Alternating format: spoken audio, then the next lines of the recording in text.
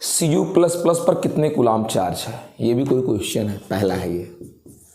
Cu plus plus पर भैया देख लीजिए 2 प्लस है तो जो Q होगा वो 2 इंटू ई, कुल मिलाकर के 3.2। दूसरा क्वेश्चन देखिए क्या कह रखा है। कह रखा है मेटलिक वायर, एसिडिक वाटर और लो प्रेशर की गैस में करंट कौन फ्लो कराता है। तो मेटलिक वायर्स की अगर बात करें तो फ्री इलेक्ट्रॉन्स, एसिडिक वाटर की बात करें तो पॉजिटिव आयन और नेगेटिव आयन। अगर लो प्रेशर की गैस की बात करें, आप एक केमिस्ट्री वाले सर 11th में बताए रहे होंगे जब इलेक्ट्रॉन प्रोटॉन पैदा कराए होंगे, इलेक्ट्रॉन्स और रिमेनिंग पॉजिटिव आयन से, मतलब अगर किसी गैस के एटम से इलेक्ट्रॉन निकल जाता है तो ये इलेक्ट्रॉन करंट फ्लो करता है, और फिर जब ये पॉजिटिव आयन बन जाता है इलेक्ट्रॉन निकलने के बाद तो ये भी। नेक्स्ट क्वेश्चन कह रहा शो करिए कि फैरेड ओम का वही डायमेंशन है जो टाइम का है। फैरेड ओम का वही डायमेंशन है, थर्ड क्वेश्चन, फैरेड ओम का वही डायमेंशन है जो टाइम का है। हो जाएगा, फैरेड का कूलाम पर वोल्ट होता है, ओम तो ओम ही है, ठीक है ना भैया, और टाइम का मतलब सेकंड होता है। कूलाम रहने दो, ओम पर वोल्ट एम्पियर होता है। V बराबर I इंटू आर, तो I equal to V upon, I am sorry ये गड़बड़ हो गया। वोल्ट, ओम पर वोल्ट क्या होता है, V is equal to I into R. तो फिर अब ओम पर वोल्ट है तो ओम पर अगर वोल्ट है तो अगर ध्यान दो आप, तो बेटा अगर इजाज़त दीजिए आप, बटे है ही है, मैं इसको नीचे ले आऊँ, वोल्ट के नीचे ले आऊँ, ओम ऊपर जा सकता है तो नीचे भी आ सकता है, प्रूफ हो जाएगा volt upon ohm, V upon R ampere, ठीक है ना, प्रूफ हो जाएगा। एम्पियर मतलब कूलाम पर सेकंड, देख लो सेकंड ऊपर चला गया, सेकंड ऊपर चला गया, टाइम का हो गया। अगला क्वेश्चन, क्वेश्चन नंबर 8 क्या कह रखा है। मेटल्स में जो होते हैं फ्री आयंस, उनका कितना काम, उनका नंबर्स कितना होता है। मेटल्स में number of free electrons 10 to the power 29 पर मीटर क्यूब। इनका काम है करंट फ्लो करना, विद्युत धारा मेटल्स में, ठीक है। क्वेश्चन नंबर 10 पूरा का रिलैक्सेशन टाइम बता दीजिए। तो रिलैक्सेशन टाइम क्या होता है मैं आपको बता दूं, लगभग average relaxation time. Question number कितना है ये 10 to the power -14 second. Relaxation time क्या है, दो कॉलिजन के बीच इलेक्ट्रॉन को चलने में जितना क्या लगता है, टाइम लगता है। इलेक्ट्रॉन को दो टक्करों के बीच जितना समय लगता है वो 10 टू द पावर -14 सेकेंड। अगला कह रखा है कि मुक्त इलेक्ट्रॉन्स जो हैं उनके थर्मल वेलोसिटी और अपवाह वेग बता दीजिए। बेटा थर्मल वेलोसिटी होती है 10 टू द पावर 5 मीटर पर सेकंड, ये थर्मल वेलोसिटी है। ये अनियमित होती है धातु के अंदर, इधर उधर दाएं बाएं ऊपर नीचे कहीं भी। और गैस के अणु कितना व्यवहार करते हैं ना मेटल्स के अंदर इलेक्ट्रॉन्स। फिर कह रखा है कि ये बता दीजिए कि भैया अगर धातु के सिरों के बीच कोई सेल या बैटरी लगा दी जाए तो इलेक्ट्रॉन अनियमित गति तो करते हैं लेकिन बहते एक निश्चित दिशा में है, चलते एक निश्चित दिशा में है, तार की लंबाई के अनुदिश एक सूक्ष्म वेग से। वो सूक्ष्म वेग जो है 10 टू द पावर -4 सेंटीमीटर के शायद मीटर पर सेकंड है, मीटर पर सेकंड है, बहुत कम हो जाता है सूक्ष्म ड्रिफ्ट वेलोसिटी। अगला क्वेश्चन क्या है, कह रखा है कि अगर किसी कंडक्टर के टर्मिनल्स के बीच कोई पोटेंशियल ना हो तो फिर इलेक्ट्रॉनों के अपवाह वेग का मान बता दीजिए। अगर आप जान जाइए किसी वायर के टर्मिनल्स के बीच कोई पोटेंशियल नहीं देते हैं तो कोई अपवाह वेग होगा ही नहीं, कोई अपवाह वेग नहीं होगा।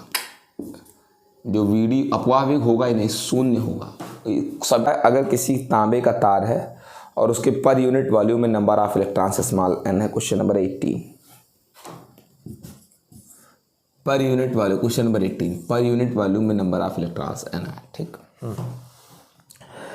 कह रखा है कि भैया क्रॉस सेक्शन एरिया A है और ड्रिफ्ट वेलोसिटी VD है, ठीक है ना, और करंट जो है वो I है। ठीक है सर, फिर क्या कह रखा है, कह रखा है कि अगर डेल्टा टी, कह रखा है कि डेल्टा टी टाइमिंग में नंबर ऑफ इलेक्ट्रॉन्स बता दीजिए। इसमें डेल्टा टी टाइमिंग में नंबर ऑफ क्या बता दीजिए, इलेक्ट्रॉन्स बता दीजिए।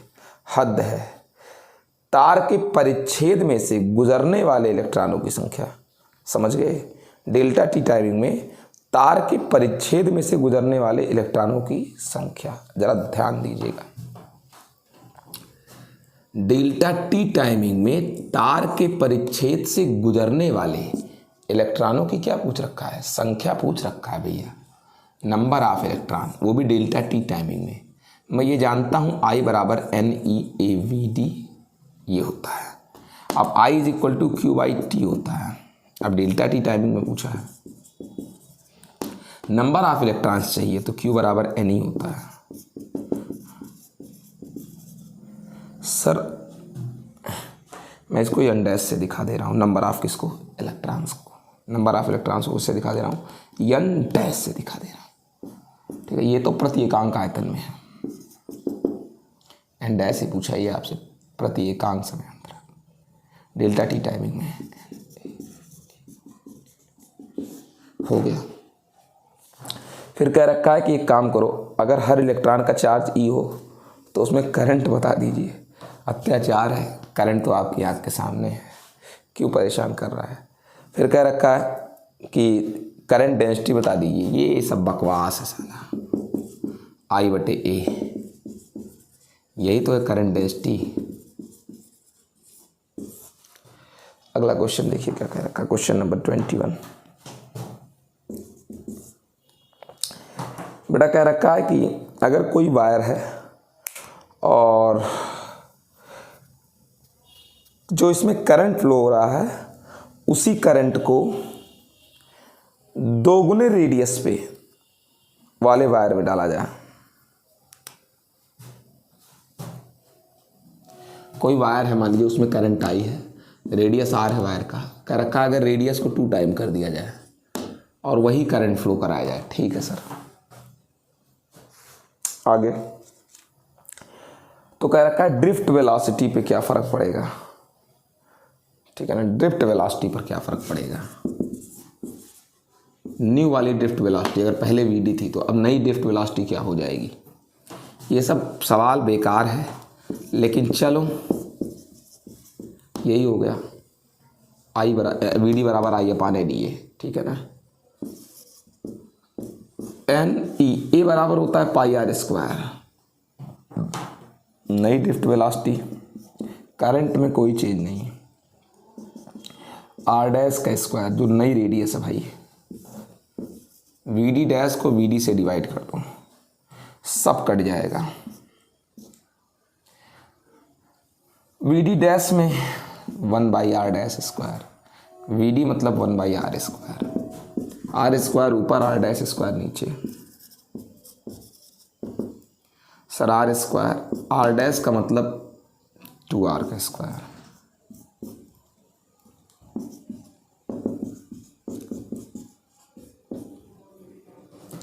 VD डैश बराबर, VD को इधर भेज दो, 1/4 हो जाएगा। चलिए फिर कह रखा भैया, कह रखा है अगर वही करंट उतनी ही मोटाई के, ठीक है ना, उतनी ही लंबाई के एक लोहे के तार में डालें तो ड्रिफ्ट वेलोसिटी, वही करंट तांबे के तार से हटा करके लोहे के तार से डालें, वही करंट, करंट में कोई चेंज ना करो, सब कुछ वही है, लेंथ वही है, एरिया वही है, क्रॉस सेक्शन, तब ड्रिफ्ट वेलोसिटी I/NeAVD होता है। आपको बता दें VD is inversely proportional to n, number of electron के व्युत्क्रमानुपाती है। और बता दें लोहे के तार में फ्री इलेक्ट्रॉन्स की संख्या कम है तो ड्रिफ्ट वेलोसिटी क्या होगी, ज़्यादा होगी, इन्वर्सली प्रोपोर्शनल है। व्यास टी है, एल है लंबाई और पोटेंशियल डिफरेंस वी लगाया गया है। वी है डायमीटर, डी है, एल लंबाई है, पोटेंशियल डिफरेंस वी कह रखा है कि ड्रिफ्ट वेलोसिटी पर क्या चेंज होगा, ड्रिफ्ट वेलोसिटी में क्या चेंज होगा, कब। कह रखा है पोटेंशियल 2 टाइम्स कर दें। आई इज इक्वल टू होता है N E A V D, V D is equal to होता है क्या, आई अपान एन ई ए, ठीक है ना। और आपको एक बात बता देते हैं बहुत सीधी सी, वो क्या है sir, I is equal to होता है, I is equal to V upon R होता है। अब अगर तुम v को 2 टाइम्स कर दोगे तो आप देख पा रहे हो V D is directly proportional to v। अगर v को 2 टाइम करोगे तो वी डी भी कितना टाइम्स हो जाएगा, 2 टाइम्स हो जाएगा, ठीक है। अब देखिए, समझ तो गए ही होगे। फिर कह रखा अगर लेंथ को 2 टाइम्स कर दें, लेंथ को 2 टाइम्स कर दें, अगर लंबाई 2 गुनी कर दो, आओ देखो भैया, अगर समझोगे तो I बराबर वी अपान आर होता है, ठीक है ना। और R is equal to rho into L by A होता है। तो V D is equal to V upon rho N E L है। तो दिखने में मुझे समझ में आ रहा है जो कि V D inversely proportional to L है, लंबाई के व्युत्क्रमानुपाती है। अब अगर लंबाई के व्युत्क्रमानुपाती है तो अब आप ये सोच सकते हैं कि अगर लंबाई तुमने क्या की, 2 गुनी की, तो ड्रिफ्ट वेलोसिटी व्युत्क्रमानुपाती है, आधी हो जाएगी। ड्रिफ्ट वेलोसिटी क्या हो जाएगी, आधी हो जाएगी, ठीक है। क्योंकि व्युत्क्रमानुपाती अगर तुम 3 गुना किए होते लंबाई तो 1/3 हो जाती ड्रिफ्ट वेलोसिटी। बटा वाला नियम लगा के निकाल भी सकते हो, कोई बड़ी बात नहीं है। फिर क्या कह रखा है, अगर व्यास को 2 गुना कर दिया जाए, भैया मैंने देखा, यही है, करंट को तो लिख ही दो,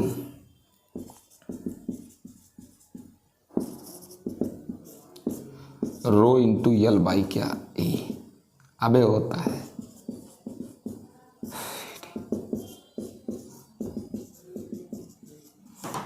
मेरे देखने में जो बात आती है वो ये है कि वीडी का व्यास से कोई लेना देना नहीं है। कर दो व्यास को 2 गुना भैया, कर दो व्यास को 2 गुना, ड्रिफ्ट वेलोसिटी पर कोई फर्क नहीं पड़ेगा, व्यास से कोई लेना देना है ही नहीं। अगला क्वेश्चन, इलेक्ट्रिक फील्ड को बढ़ा दो तो ड्रिफ्ट वेलोसिटी पर क्या फ़र्क पड़ेगा। मैंने एक चीज़ देखा अपनी ज़िंदगी में, मोबाइलिटी एक चीज़ होती है। क्वेश्चन नंबर कितना है ये, 23 है। गतिशीलता होता है प्रति एकांक वैद्युत क्षेत्र द्वारा इलेक्ट्रॉन को प्रदान किया गया अपवाह वेग। अगर अपनी आँखों से देखो तो V D is directly proportional to E, field बढ़ेगा तो ड्रिफ्ट वेलोसिटी भी बढ़ेगी, ऑफ कोर्स बढ़ेगी। एक हाई रेजिस्टेंस है और लेंथ 10 मीटर है, उसको एक बैटरी से ऐड किए हैं, इलेक्ट्रिक पोटेंशियल वो 30 वोल्ट दे रखा है, लेंथ 10 मीटर है, ठीक है, और हाई रेजिस्टेंस है, ये भी जान जाइए। कह रखा है एक बैटरी से ऐड किया जिसका पोटेंशियल डिफरेंस 30 वोल्ट है, ठीक है, कोई बात नहीं। कह रखा है एक बात बताओ, इलेक्ट्रिक फील्ड कितना होगा, ये भी कोई क्वेश्चन है।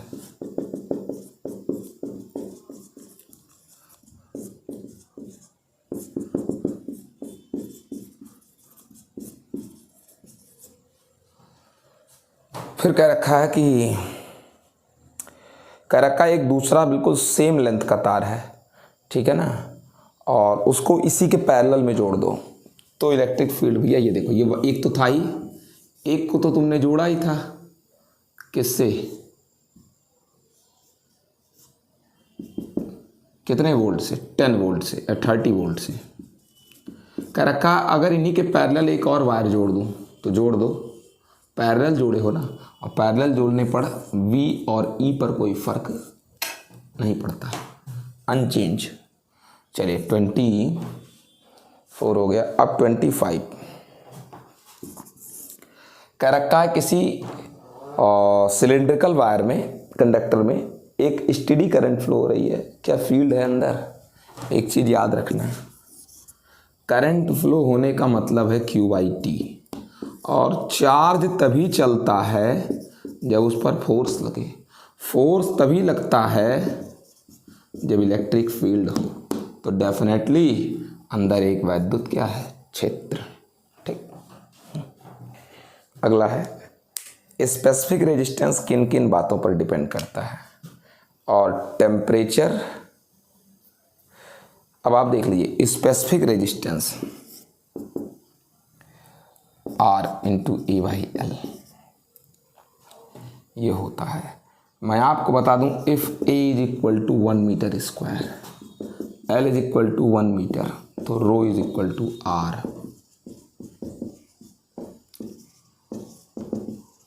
ρ = R केवल और सिर्फ केवल रेजिस्टेंस पर। हाँ, एक बात और है कि भैया एक चीज़ पर और डिपेंड करती है,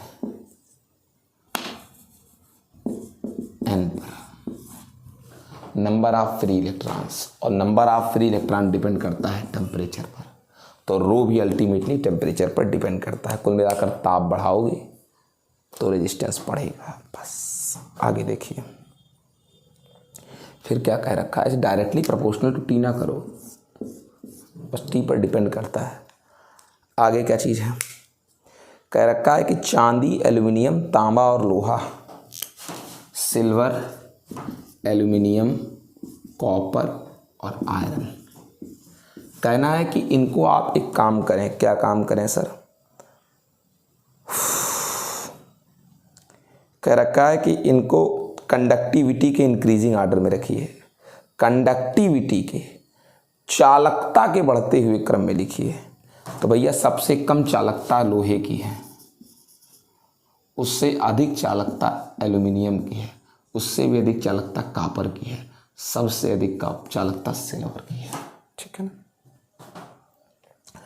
अगला कह रखा है, दो वायर्स हैं, एक ही मेटल्स के हैं और दोनों के क्रॉस सेक्शन एरिया सेम है। एक ही मेटल्स के हैं, क्रॉस सेक्शन एरिया सेम है, उनकी लेंथ में 2:1 का रेशियो है। लेंथ में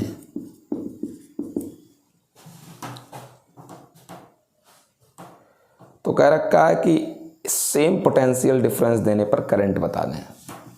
सेम पोटेंशियल डिफरेंस देने पर करंट बता दें। I = V/R, R = ρ × L/A,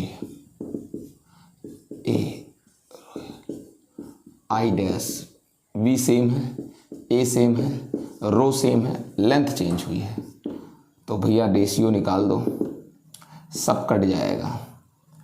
I 1/L और I dash 1/L dash, L dash ऊपर और L कहाँ नीचे, और भैया L डैश बटे L वही, L डैश बटे L 1/2,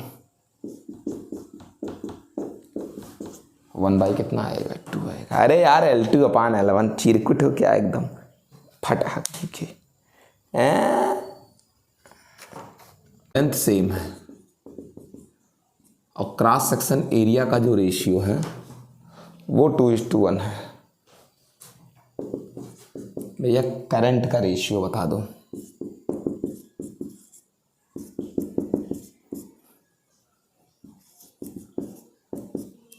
वोल्टेज सेम देंगे।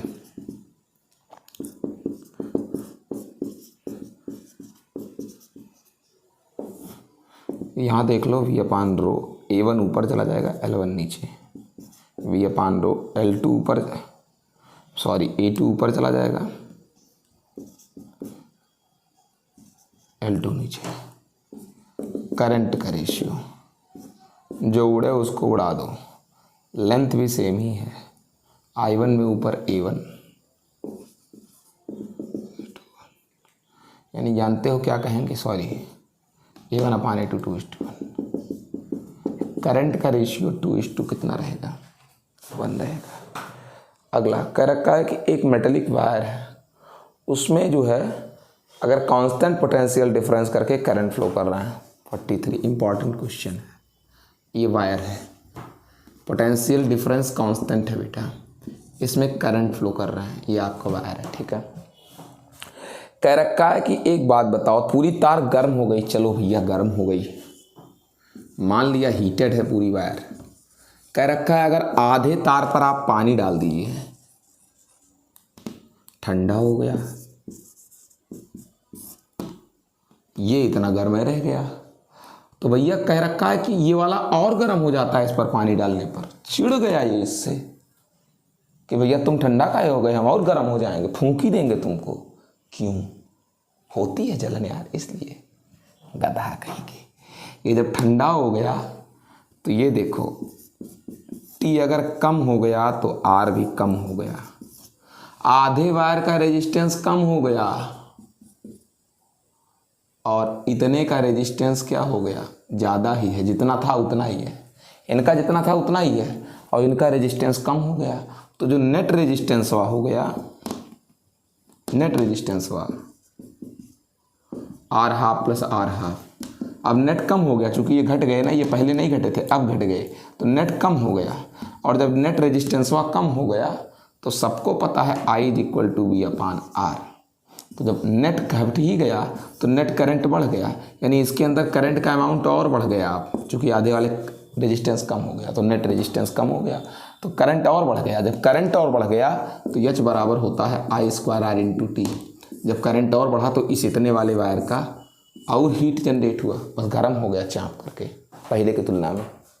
कि परम शून्य ताप पर शुद्ध जर्मेनियम विद्युत का सुचालक है, अर्धचालक है, कुचालक है। मैं आपको बता दूं कि जितने भी जर्मेनियम जैसे कार्बन, सिलिकॉन, ये सब जितने भी सेमीकंडक्टर हैं, इनके बारे में एक बात खास है कि भैया ये सब परम शून्य पर, एब्सोल्यूट 0 पर, इन सब के अंदर नॉन कंडक्टिंग बिहेवियर होता है, इंसुलेटर होते हैं, कोई करंट नहीं होता है, अर्धचालक नहीं, ये कुचालक बन जाते हैं।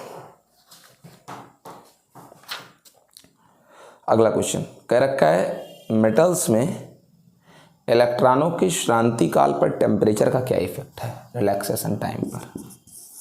भैया एक चीज़ जान लो, रिलैक्सेशन टाइम है क्या, दो क्रमागत टक्करों के बीच लिया गया समय।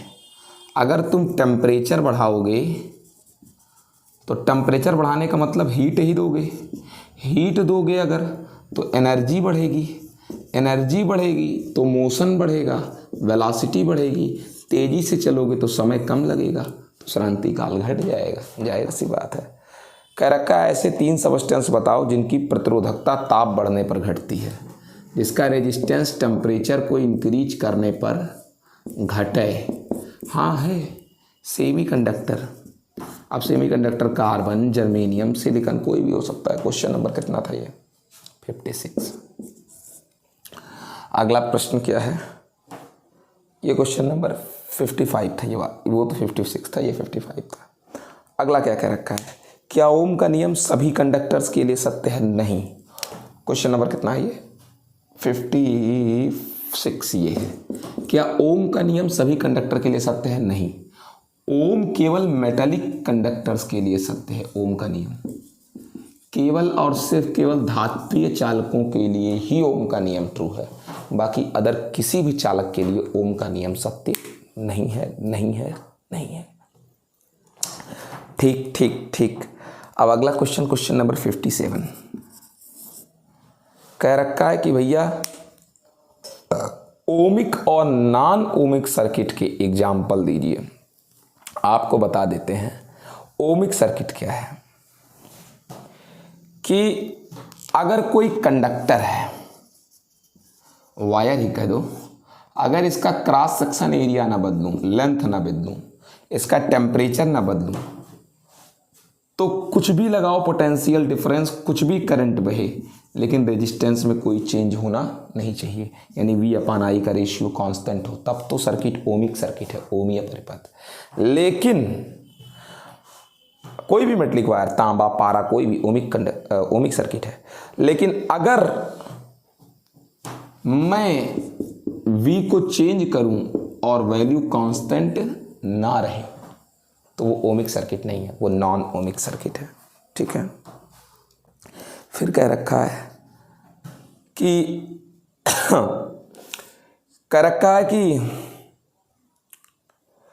कैसे आप इस चीज को बता सकोगे कोई चीज ओमिक सर्किट है या non ohmic circuit? V upon I का रेशियो देख करके, कांस्टेंट है तो ओमिक, नहीं कांस्टेंट है तो नॉन ओमिक। क्वेश्चन नंबर ये 60 था। ठीक है। रैखिक प्रतिरोध, लीनियर रेजिस्टर क्या चीज है? भैया जाहिर सी बात है, जब हम लोग V और I के बीच ग्राफ खींचते हैं तो एक सीधी लाइन मिलती है, वो भी तब जब ओम के रूल्स को फॉलो करते हैं। V अपान I कांस्टेंट होता है। यानी कि कैसे सर्किट्स की बात करें, ओमिक सर्किट जो होते हैं उसमें जो भी रेजिस्टेंस होता है वो लीनियर रेजिस्टेंस होता है। ठीक है बेटा। चलिए अगला क्वेश्चन क्या चीज कह रखा है कि इनमें से कौन कौन से ओमिक रेजिस्टेंस है? Question number 62। तांबे का तार, कार्बन प्रतिरोध, डायोड, टंगस्टन। तांबे का तार, फिर कह रहा है कार्बन रेजिस्टेंस, फिर कह रखा है डायोड, फिर कह रहा है टंगस्टन का तार। बहुत लोग को भ्रम होता है, टंगस्टन जो है रेजिस्टेंस है चूंकि बल्ब में लगा होता है। ये एक मेटल है बेटा, और ये ओमिक सर्किट है, ये भी ओम के नियम का पालन करता है, याद रखिएगा। सब ओमीय प्रतिरोध है, लेकिन ये दोनों नहीं है, कार्बन डायोड। चलिए ये कितना नंबर क्वेश्चन था? ये 62 नंबर था। 63 नंबर कह रहा ओमिक और नॉन ओमिक सर्किट के एग्जाम्पल। भैया बता दे रहे हैं 63 ओमिक और नॉन ओमिक सर्किट के एग्जाम्पल क्या चीज़ है? भैया ओमिक का तो यही दोनों हो गया, नॉन ओमिक का हो गया थर्मिस्टर, ठीक है ना, और भी डायोड, LED, ये सिर्फ नॉन ओमिक सर्किट है। अगला क्वेश्चन क्या है बेटा? Question number 64। क्वेश्चन है क्या V is equal to I into R non ohmic circuit के लिए भी ट्रू है, अनोमीय परिपथों के लिए भी सही है? हाँ, V is equal to I into R ये रेजिस्टेंस की परिभाषा है, रेजिस्टेंस की डेफिनेशन है ये, ना कि ओम की किसकी, नियम की।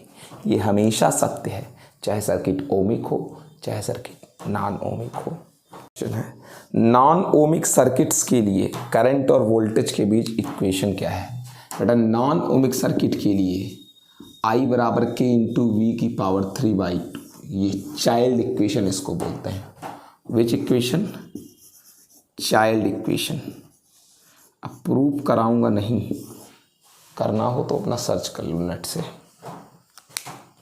ओमिक सर्किट का एग्जाम्पल है जैसे वायर, तांबे का, कॉपर का या एल्युमिनियम का, ठीक। और नॉन ओमिक सर्किट जैसे डायोड, थर्मिस्टर, LED, ये सारी चीज़ें, ठीक है। अब आगे देखिए क्या चीज़ क्या रखा है। क्वेश्चन नंबर अगला क्या है? 70 नंबर क्वेश्चन कह रखा है हीटर के वायर और फ्यूज वायर के स्पेशल लक्षण बताएं, कैरेक्टर बताएं। 70। देखो हीटर का काम क्या है? हीट क्रिएट करना, और जो हीट क्रिएट करे खुद ही पिघल जाएगा तो कैसे हीट आगे दे पाएगा? तो उसका मेल्टिंग पॉइंट बहुत हाई होना चाहिए, गलनांक बहुत उच्च होना चाहिए। दूसरा, उसका अगर हीट अधिक क्रिएट कराना है, इसके अनुसार उसका रेजिस्टेंस ज़्यादा होना चाहिए, तभी अधिक हीट क्रिएट करेगा, ठीक है। चलिए फिर क्या चीज़ कह रखा है कि फ्यूज की बात कर लो। भैया ये देखो जो फ्यूज है घरों में, बाकी घर में बाकी सब कुछ बाद में, बाकी लाइट सिस्टम, यूनिट, तार, पंखा, कूलर, AC, फ्रिज सब बाद में। घर के बाहर ये एक तार पतला सा ऐसे लगा होता है जिसको फ्यूज कहते हैं, खोल में चीनी मिट्टी के। इसका गलनांक बहुत कम होता है, हीटिंग पॉइंट, मेल्टिंग पॉइंट। क्यों सर? ताकि अधिक करंट जाए तो बस ये बस पिघल जाए, और पिघल जाए तो घर में बाकी चीज़ें ना जलें तार से, करंट से, यही पिघल जाए, यही भर जलें, इसको बदल देंगे, ठीक है ना। इसलिए इसका गलनांक कम रखा जाता है, थोड़े टेम्परेचर पर पिघल जाता है। और इनका स्पेसिफिक रेजिस्टेंस भी बहुत कम होता है, बहुत ज़्यादा सह नहीं पाता टेम्परेचर को। जिसका रेजिस्टेंस बहुत हाई होगा बहुत टेम्परेचर सह लेगा, तो ये नहीं सह पाते, ठीक है। ये तो बात हो गई। अगला क्वेश्चन क्या कह रखा है? क्वेश्चन नंबर 71 क्या रखा है, ध्यान दीजिए। क्वेश्चन नंबर 71 कह रखा है कोई रेजिस्टेंस है जिस पर 147 ओम और 0.75 वाट लिखा है। 147 ओम 0.75 वाट लिखा है। चलिए ठीक है सर। फिर कह रखा है बता दें कितनी मैक्सिमम वोल्टेज आप दे सकते हो उसको। मैक्सिमम वोल्टेज कितना दे सकते हो भैया कि तार वार न टूटे। मैं आपको बता दूं P बराबर होता है V²/R होता है। तो V² बराबर P × R होता है। तो V बराबर √PR होता है। तो अगर V बराबर निकालना है तो √P की वैल्यू सबको पता है 0.75। अब R की वैल्यू आपके अपने आँखों के सामने है। और तो एक तो वाट है, एक तो ओम है। इसको अगर आप सॉल्व कर लोगे, कैलकुलेशन कर लोगे तो 10.5 आ जाएगा। यूनिट हम करा दे रहे हैं। वाट का मतलब क्या होता है? वाट का मतलब होता है सर, वाट का मतलब होता है वोल्ट इंटू एम्पियर, और ये ओम लिखा है sir. Ampere into ohm, I × R बराबर V होता है। वोल्ट वोल्ट वोल्ट का स्क्वायर का वोल्ट रहेगा। चलिए ठीक। कह रखा आगे कि 3 वायर्स हैं, 4 ओम, 5 ओम, 6 ओम, और इन सब पर एक एक बार करके पोटेंशियल लगाते हैं। कब सबसे अधिक हीट क्रिएट होने का रेट कहाँ होगा? मतलब ये है 4 ओम है, 5 ओम है, 6 ओम है। कह रहा है बताओ सबसे अधिक हीट कहाँ क्रिएट होगा जब आप अलग अलग सब में एक एक करके एक एक बार सेम वोल्टेज दें। भैया हम जानते हैं P बराबर V²/R।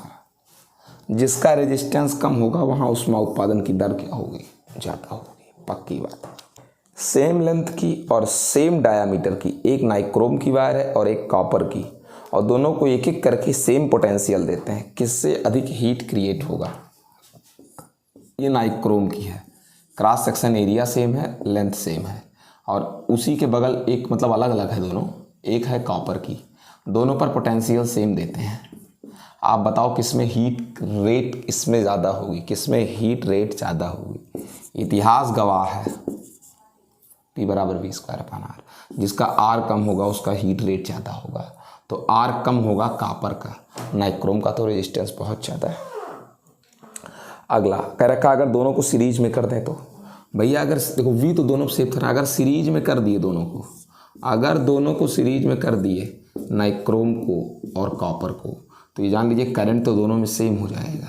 तब अगर हम इससे फार्मूला लगाएं तो करंट सेम हो गया तो फैसला अब R से होगा। जिसका रेजिस्टेंस ज़्यादा उसका पावर भी ज़्यादा, उसमें हीट उत्पादन भी अधिक होगी। यानी नाइक्रोम का रेजिस्टेंस ज़्यादा, उसमें हीट अधिक क्रिएट होगा। क्वेश्चन नंबर क्या है बेटा? क्वेश्चन नंबर 75 है। बढ़िया क्वेश्चन है। कह रखा एक कमरे में 2 बल्ब लगे हैं, उनके रेजिस्टेंस 50 ओम और 500 ओम है। एक ही कमरे में 2 बल्ब है, उनके रेजिस्टेंस 50 ओम है, 500 ओम है। अच्छा क्वेश्चन है। आ गए। फिर कह रखा है भैया एक बात बताओ, दोनों को पैरेलल लगा कर दो, दोनों को पैरेलल लगा दो। लगाए तो दोनों को पैरेलल, आज आग लगा दो साले को।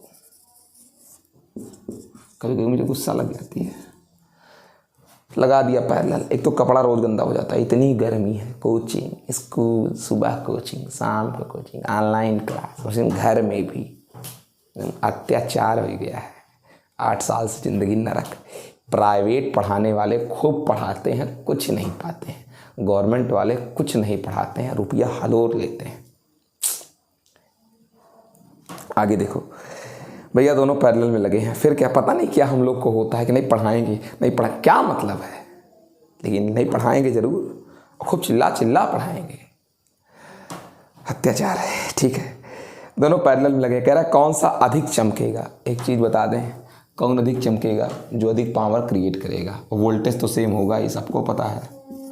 वोल्टेज तो P बराबर V² / R से फैसला करो। V सेम है तो P हट चिरकुट P is inversely proportional to R। जिसका R कम होगा वो अधिक हीट क्रिएट करेगा, उसकी दर अधिक है ऊष्मा उत्पादन की, तो वो अधिक चमकेगा, यानी 50 ओम वाला खूब लबलबा हुआ चमकेगा। और फिर जानते हो क्या कह रहा है, फिर कह रखा बच्चा कि अगर एक बल्ब को बुझा दें तो ये बताओ भैया कि प्रकाश बढ़ेगा या फिर प्रकाश क्या होगा, घटेगा। तो एक बल्ब को बुझा दो, लो एक ठू बुझा दो, इसी बुझा दो। अब जब तुम बुझा दिए तो कोनो फर्क नहीं पड़ेगा, जितना वोल्टेज इसमें पहले था उतना ही अब भी है, पैरेलल में वोल्टेज सेम होता है, कोई फर्क नहीं, इनका वोल्टेज अब भी उतने हैं, ठीक है ना। और तो फिर सर वोल्टेज उतने हैं, तो अब बात कर दें एक चीज़ और, क्या चीज़ की और बात कर देंगे सर, ज़रा आप समझने की कोशिश कीजिएगा कि जब वोल्टेजवा सेम है इनका, तो अगर आप इस चीज़ को समझ पाते हैं तो क्या कहेंगे कि हुआ क्या, इनमें कुछ और ख़ास बात नहीं होगी, ठीक है ना। तो क्यों, अब आप ज़रा इस चीज़ को समझिएगा कि चमक पर कोई प्रभाव नहीं पड़ेगा, इस क्यों, ज़रा आप ध्यान दीजिए। रेजिस्टेंस इसका बदला नहीं, वोल्टेज बदला इसका नहीं, तो करंट में भी कोई चेंजिंग नहीं होगी। I is equal to V upon क्या होता है R, कोई चेंजिंग नहीं होगी इसके करंट में। तो अब इसके ग्लो पर कोई फर्क नहीं पड़ेगा, इसका ग्लो ना बढ़ेगा ना घटेगा। लेकिन जब एक बल्ब बुझा दिए हो तो नेट प्रकाश टोटल जो था, दोनों कारण था पहले ना, तो इनका कोई काम ही नहीं रह गया, यही भर बचे। और जितना चमक से पहले चमकत थे उतना अब नो चमकत है, तो कुछ खास एक्स्ट्रा फर्क नहीं पड़ेगा। कुल चमक कमरे का घट जाएगा, लेकिन इनकी चमक में कोई चेंज नहीं होगा, ना बढ़ेंगे ना घटेंगे। कोई सोच सकता है इनको बंद कर दिए इसमें अधिक करंट जाएगा, उल्लू को क्या बेटा चिरकुट कहीं के। जब वोल्टेजवा उतने है, तुम्हारा रजिस्टेंसवा उतना है, तो करंट तुम में उतने जाएगा जितना पहले जा रहा था, तो कुछ नहीं बढ़ेगा तुम्हारा पास, तुम उतना ही रहोगे, लेकिन कुल चमक घट जाएगी कि एक लाइट बंद कर दी हो। आप कह रखा अगर दोनों को सीरीज में लगा देते, अगर दोनों किस में लगा दें, सीरीज में लगा दें, लगा दो दोनों को सीरीज में, दोनों लगा दो सीरीज में। जब सीरीज में लगा दिए 50 ओम और 500 ओम। अब ये देख लो, अब आपको बता दें कि अब फैसला किससे करोगे, I स्क्वायर R से। I सेम है तो अब देख लो P is directly proportional to R। अब जिसका रेजिस्टेंस ज़्यादा है उसका पावर ज़्यादा होगा, तो यानी 500 ओम वाला अधिक चमकेगा। तो सर जब 500 ओम वाला अधिक चमकेगा, ठीक है सर, तो कह रखा है आगे क्वेश्चन क्या कह रखा है कि अगर एक ठू बल्ब को हटा दें इसमें से, अगर एक ठू बल्ब को हटा दें, तो आप सोच लीजिए, पहले समझ लीजिए, अगर एक ठू बल्ब को अगर आप हटा देते हैं भैया, तो केवल एक का बल्ब बचेगा, तो रेजिस्टेंस घट जाएगा, और रेजिस्टेंस घट जाएगा तो खुबाचक के इसमें क्या बहेगी, विद्युत धारा बहेगी, रेजिस्टेंस घट जाएगा ना बेटा, तो फिर H बराबर I square R into T. जब खुबाचक की धारा बहेगी इसमें से, तो फिर होगा क्या, खूब ऊष्मा उत्पादन करेगा, खूब चमकेगा, ये लप लप होगा, ठीक है ना। चाहे किसी भी एक को बंद कर दोगे, ठीक, किसी भी एक को कर दोगे। 76 क्या है उसको देखिएगा, कह रखा है कि 100 वाट का कोई बल्ब है और 200 वाट का भी कोई बल्ब है, दोनों सीरीज में लगाए जाते हैं, कौन सा अधिक तेज ग्लो करेगा। भैया देखिए 100 वाट एंड 200 वाट सीरीज में लगा दिए, तो करंट तो डेफिनेटली सेम हो गया। कौन अधिक ग्लो करेगा, सबको ये पता है कि P is equal to I square into R होता है। जिसका रेजिस्टेंस ज़्यादा होगा करंट सेम होगा, जिसका रेजिस्टेंस ज़्यादा होगा उसका पावर ज़्यादा होगा, और पावर का मतलब होता है कितना हीट आप पर सेकंड देते हो, ठीक है ना। ये बात हो गई। तो जो अधिक तेज हीट देगा, जो अधिक गर्म होगा वही अधिक चमकेगा। तो कौन अधिक गर्म होगा सर, जिसका रेजिस्टेंस ज़्यादा होगा। रेजिस्टेंस कैसे पता लगेगा, पता लगेगा P is equal to V square upon क्या R। जिसका रेजिस्टेंस क्या होगा, जिसका पावर क्या होगा, कम होगा, उसका रेजिस्टेंस ज़्यादा होगा डेफिनेटली।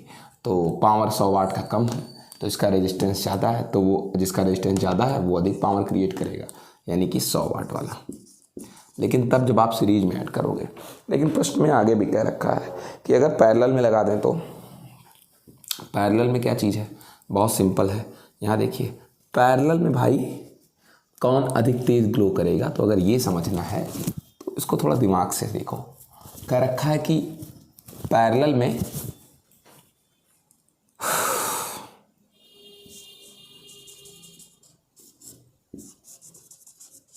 फैसला कर लो 100 वाट और 200 वाट। जाहिर सी बात है पावर इसी का ज़्यादा है, वोल्टेज तो दोनों को सेम मिलेगा, पैरेलल में वोल्टेज तो सेम मिलेगा, तो फिर जिसका पावर ज़्यादा होगा वही अधिक तेज चमकेगा। कै वाट वाला, 200 वाट वाला। चूँकि पैरेलल में जिसका रेजिस्टेंस क्या होता है, कम होता है, उसका पावर ज़्यादा होता है, और रेजिस्टेंस उसी का कम होता है किसका? जिसका पावर ज़्यादा होता है 200 वाट वाले का। ठीक है, चलिए ये हो गया। क्या कह रखा है? कह रखा है बेटा कि एक रूम है, उसमें 40 बल्ब की झालर जल रही है। अब आपको बता दें जितना झालर है, मैं आपको एकदम क्लियर बता दे रहा हूँ कि जितने भी झालर हैं सब सीरीज में लगाए जाते हैं। ऐसे देखो, एक बल्ब, वही तार आगे बढ़ जाती है, दूसरा झालर वाला बल्ब, तीसरे झालर वाला बल्ब, चौथे झालर वाला बल्ब, फिर लास्ट में जाके फिर वापस ले आते हैं। ठीक है ना? तो सब सीरीज में है, और सीरीज में है तो ऐसे ऐसे कितने बल्ब हैं? 40 बल्ब्स हैं। ठीक है, तो अब ये देखिए कह रखा है क्या चीज़? कह रखा है कि एक बल्ब फ्यूज़ हो गया, कर दो फ्यूज़। तो अब इसको आगे बढ़ा के जोड़ दो, इसको आगे बढ़ा के जोड़ दो। अब फिर देख लीजिए बल्बों की संख्या कितनी हो गई? 39 हो गई। तो नेट रेजिस्टेंस क्या कर गया? आर नेट अब पहले के कंपैरिजन में घट गया। तो अगर रेजिस्टेंस घट गया, P बराबर वी स्क्वायर अपॉन P बराबर आई स्क्वायर इंटू आर। ज़रा सा गौर करने की ज़रूरत है। ठीक है ना? ज़रा समझिएगा, रेजिस्टेंस घट गया तो अब ज़रा ये भी तो समझो बेटा कि ये अगर कहें तो नेट रेजिस्टेंस घटेगा, नेट रेजिस्टेंस घटेगा। और नेट रेजिस्टेंस अगर घटेगा, नेट रेजिस्टेंस क्या होगा? घटेगा। और नेट रेजिस्टेंस अगर घटेगा, यहाँ से देखो समझिए नेट रेजिस्टेंस क्यों घटेगा। भैया 40 पहले बल्ब लगे थे, अब 39 लगे हैं, तो आर नेट घट गया। और रेजिस्टेंस अगर घटा तो P equal to V square upon क्या? आर। तो इससे ना भी फैसला करो, अगर आर घट गया तो यहाँ समझने की कोशिश करो कि रेजिस्टेंस घटने से करंट बढ़ जाएगा, और करंट का क्या लगा हुआ है? स्क्वायर। यद्यपि आर घट गया लेकिन आई तो बढ़ गया, और आई का क्या लगा है? स्क्वायर लगा है। अगर 4 बढ़ा है तो 16 गुना फर्क डालेगा, 8 बढ़ा होगा तो 64 गुना फर्क डालेगा। तो नेट क्या हो जाएगा? P टोटल P नेट क्या हो जाएगा? बढ़ जाएगा। आप नहीं समझे होंगे, फिर से देख लीजिए। पहले 40 बल्ब था तो resistance of 40 bulb is greater than resistance of 30 bulb, और वो 39 बल्ब। तो डेफिनेटली क्या हुआ?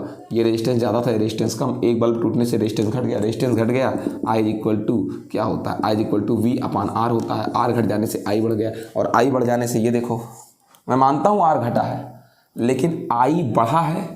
और आई कैसा बढ़ा है? तो आई के बढ़ने का फ़र्क आई की पावर 2 है, तो नेट फर्क P पर ज़्यादा किसका पड़ेगा? आई का। तो नेट पावर बढ़ेगा। यानी एक बात अगर हम आपसे कहें पूरी तरीके से तो शक्ति बढ़ेगी। ठीक है ना? अब प्रश्न एक बात ये भी है कि कमरे में प्रकाश घटेगा तो बढ़ेगा।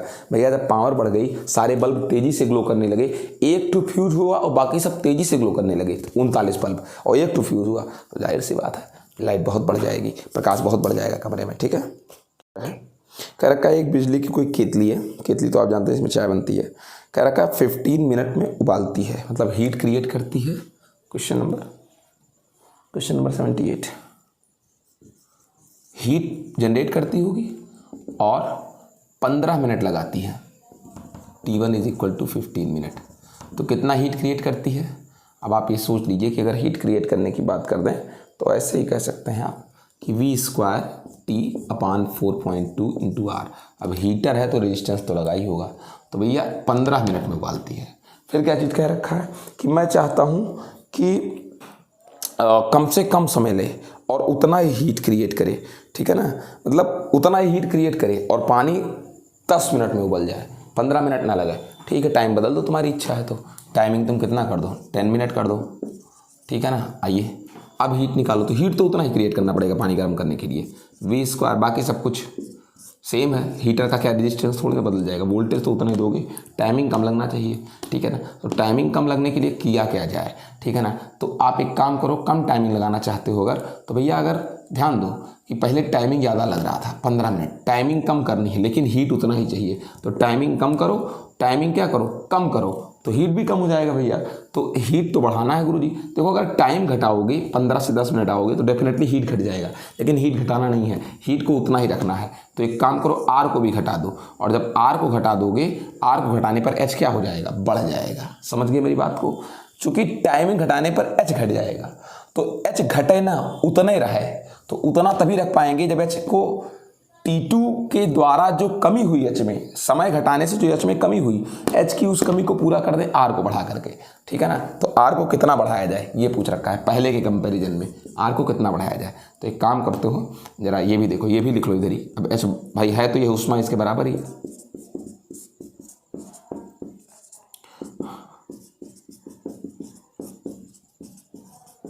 जो कटे उसको गाड़ दो, और कुछ कर थोड़ी नहीं सकते हो तुम।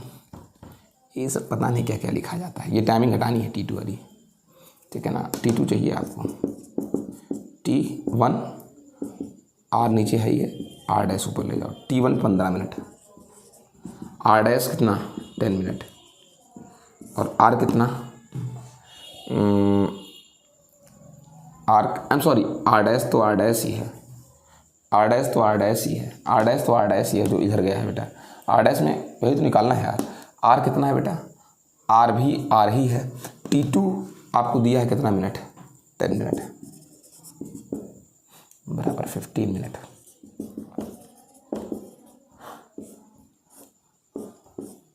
पाँच दुनाई 10, पाँच तेई 15। आर डैश कितना होगा, आर इधर भेज दो, 2/3। पहले का 2/3 हो जाएगा, पहले का 2/3 हो जाएगा रेजिस्टेंस। अगला देखिए क्वेश्चन नंबर 79, क्या कह रखा है। 50 वाट के बल्ब को सीरीज में एक हीटर में लगाए हैं। ध्यान दीजिएगा, 50 वाट का बल्ब है, इसको सीरीज में एक हीटर में लगाया गया है। आप यही सोच लीजिए, ये बल्ब है, ये हीटर है, सीरीज में लगाए हैं, और फिर क्या करें, मेंस से लगा दिए गए, मेंस से लगा दिए। कह दो धीरे बोले वो जरा। फिर क्या है कि 50 वाट के, अब आप सोच लीजिए 50 वाट का बल्ब है, R B plus R H resistance, R B plus क्या आर एच, ये आर नेट हुआ, ठीक है ना। मेंस तुम्हारा वी मान लेते हैं, ठीक बेटा। अब क्या कह रखा है कि 50 वाट को 100 वाट के बल्ब से बदल देते हैं, 50 वाट को 100 वाट के बल्ब से बदल देते हैं। तो जब तुम 50 वाट को बदल दोगे 100 वाट से, सोचने की बात है कि 50 को जहाँ 100 वाट से बदले तो फिर बल्ब का रेजिस्टेंस भी बदल जाएगा। हीटर का तो वही रहेगा लेकिन बल्ब का बदल जाएगा, थोड़ा आराम से। तो आर नेट भी आपका चेंज हो जाएगा। सर ये वाला जो है आर बी डैश, उसके बारे में आपका कहना क्या है। मेरा उसके बारे में जो कहना है, आप ध्यान दीजिएगा कि भैया मैं जानता हूँ P बराबर V²/R। मैं जानता हूँ पावर उसी का ज़्यादा होता है जिसका रेजिस्टेंस कम होता है, पावर उसका ज़्यादा होता है जिसका रेजिस्टेंस क्या होता है, कम होता है। तो अगर आप 50 वाट को 100 वाट से चेंज करोगे तो इसका मतलब ये है कि आर बी डैश का रेजिस्टेंस कम है, यानी R B dash is less than R B. यानी अगर ऐसा हो गया सर, तो फिर आर बी डैश में अगर आर एच आप जोड़ते हैं तो वो भी कम रहेगा, आर बी प्लस किससे आर एच से। मतलब ये वाला रेजिस्टेंस यानी आर नेट जो है हमारा ये कम है किससे, आर नेट से, ठीक है ना। ये वाला रेजिस्टेंस इससे कम है, ठीक है सर। तो अब क्वेश्चन क्या पूछ रखा है कि क्या अब हीटर अधिक ऊष्मा देगा, कम ऊष्मा देगा या उतनी ऊष्मा देगा। बहुत आसान सी बात है, सबको पता है P बराबर V²/R नेट, यही ना। और आर नेट अगर कम होगा तो P ज़्यादा होगा। तो आर नेट कम है आपका कि R net dash, R net dash कम है, आर नेट डैश कम है। अगर ये कम है तो जाहिर सी बात है अब अधिक हीट देगा। कौन, जो बल्ब लगाने के बाद 100 वाट वाला बल्ब लगाने के बाद, ठीक है ना बेटा। चलिए, चूंकि नेट वैद्युत का प्रतिरोध घट गया परिपथ लगा देने से, नेट परिपथ का प्रतिरोध ये घट गया, तो इसलिए हीट अधिक देगा। क्वेश्चन है, एक टोस्टर है और प्रकाश जो है बल्ब की तुलना में अधिक हीट क्रिएट करता है। मतलब टोस्टर जिसमें टोस्ट गर्म करते हैं वो बल्ब के कंपैरिजन में अधिक हीट दे रखा है। कह रखा है कि अगर उनको पैरेलल में जोड़ दिया जाए तो किसका रेजिस्टेंस अधिक है। ओहो, जब उन्हें समांतर क्रम में जोड़ा जाता है तो किसका रेजिस्टेंस अधिक है। बकवास क्वेश्चन है। कहने का मतलब ये है कि ये टोस्टर है, ये टोस्टर का रेजिस्टेंस है और एक रेजिस्टेंस बल्ब का है, पैरेलल में ऐड कर दिया गया तो वोल्टेज तो सेम हो जाएगा। पूछ रखा है ये बताओ, ये अधिक हीट क्रिएट कर रहे हैं, ये पीटी टोस्टर वाले अधिक हीट क्रिएट कर रहे हैं इन कंपैरिजन टू बल्ब। तो कह रखा है ये बता दीजिए मुझे सोच करके भैया कि किसका रेजिस्टेंस अधिक है। तो बहुत जाहिर सी बात है P मतलब सोचने की बात है, P = V²/R। R जिसका कम होगा उसका P क्या होगा, ज़्यादा होगा। पैरेलल की बात कर रहा हूँ, पैरेलल कंडीशन में जिसका R कम उसका P क्या ज़्यादा। तो नो डाउट कि भैया इनका पावर ज़्यादा है टोस्टर का, तो बल्ब का पावर कम है तो बल्ब का रेजिस्टेंस ज़्यादा होगा, R बल्ब ज़्यादा होगा। थोड़ा आराम से क्वेश्चन नंबर 81, 1 किलोवाट का जो हीटर है वो 1 मिनट में कितनी एनर्जी देगा। तो 1 किलोवाट हीटर 1 मिनट में, मतलब 1 मिनट का मतलब इतिहास गवाह है 60 सेकंड, कितनी एनर्जी देगा भैया। P इज इक्वल टू सबको पता है, या फिर W इज इक्वल टू क्या होता है, P इज इक्वल टू होता है W/T, W is equal to P into T. Power 1 kilo का मतलब 10⁻3, वाट का मतलब जूल पर सेकंड, और टाइमिंग की अगर बात कर दें हम तो 60 सेकंड। अगर किसी को बहुत अच्छा समझ में आता है तो 10⁴ जूल पर क्या, जूल यार एनर्जी का यूनिट जूल है। थोड़ा उसको क्लोज कर दो। 82 नंबर क्या है, एक ही वॉटेज पर 2 बल्ब हैं, एक में कार्बन है और दूसरे में मेटल है, कोई सीरीज में जोड़ा गया है, कौन अधिक तेज क्या होगा बेटा, चमकेगा। ये प्रश्न है सोचने का बेटा, ठीक है ना। तो ज़रा सा गौर करिए अगर आप, तो अगर देखा जाए एक ही वॉटेज के 2 बल्ब हैं, एक किसका है, कार्बन का है और दूसरा मेटल का है, ठीक है।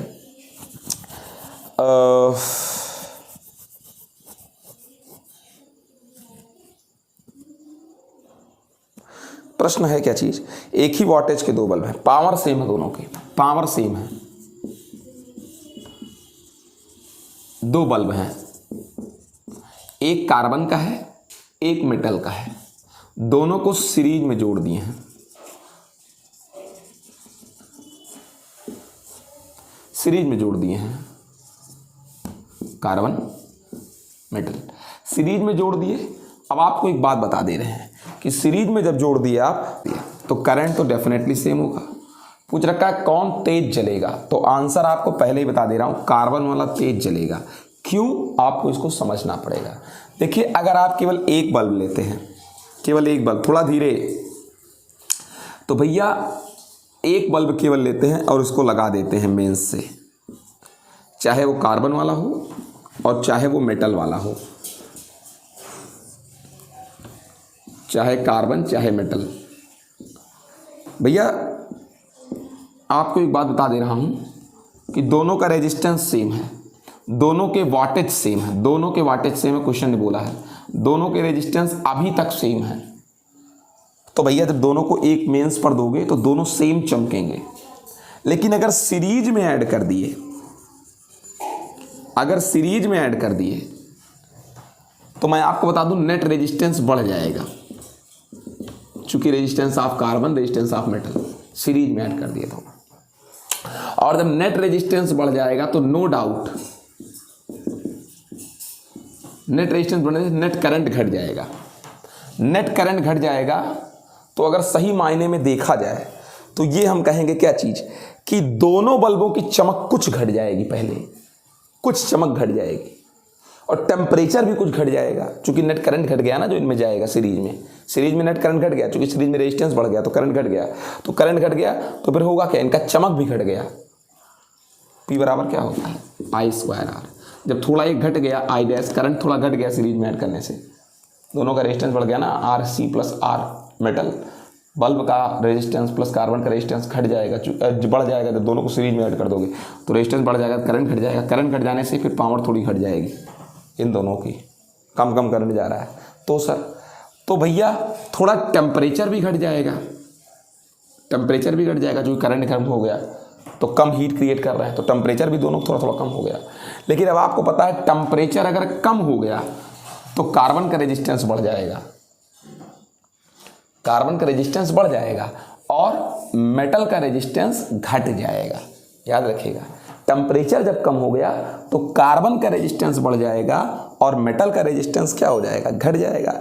अब ये सोचिए कि दोनों सीरीज में हैं, करंट तो दोनों में सेम होगा, लेकिन टेम्परेचर पहले जब घटा एक बार तो कार्बन का रेजिस्टेंस बढ़ गया और मेटल का रेजिस्टेंस घट गया।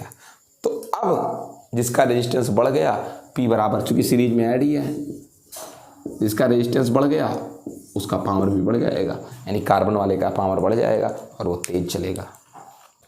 नियत वोल्टता के सोर्स से 2 बल्ब जिनका रेजिस्टेंस 1:2 है, पैरेलल ऑर्डर में जुड़े हुए हैं, V सेम है और R1R2 का रेशियो 1:2 है, पैरेलल में ऐड है। कह रखा है इनमें पावर्स का आप रेशियो बता दीजिए। भैया P = V² R होता है, तो P1 is equal to V square upon R1 और P2 is equal to V square upon R2। P1 upon P2 parallel के लिए बात कर रहा हूँ, चूँकि पैरेलल में वोल्टेज क्या होता है, सेम होता है, 1/R1 1/R2। कहते जरा धीरे, R2 अपान R1 कुल मिलाकर 2/1। ये सब कोई क्वेश्चन नहीं, सीरीज में पूछ रखा है भैया। सीरीज में होता है I square R, I common होता है, P1 is equal to I square R1, current same होता है सीरीज में, I square R2, P1 is to P2 R1 upon R2 1:2। ये सब कोई क्वेश्चन है। 84 कोई रखा है, कोई सर्किट है, उसमें 12 ओम में 6 वाट का पावर कंज्यूम हो रहा है और 8 ओम में कितना पावर कंज्यूम होगा। ये देखो सर्किट ये है,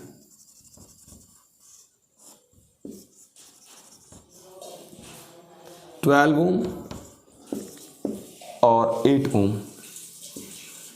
उसके बाद फिर क्वेश्चन है कि 12 ओम में 6 वाट का पावर कंज्यूम हो रहा है, तो पूछ रखा है ये बता दें कि 8 ओम में कितना पावर कंज्यूम होगा, यही निकालना है आपको।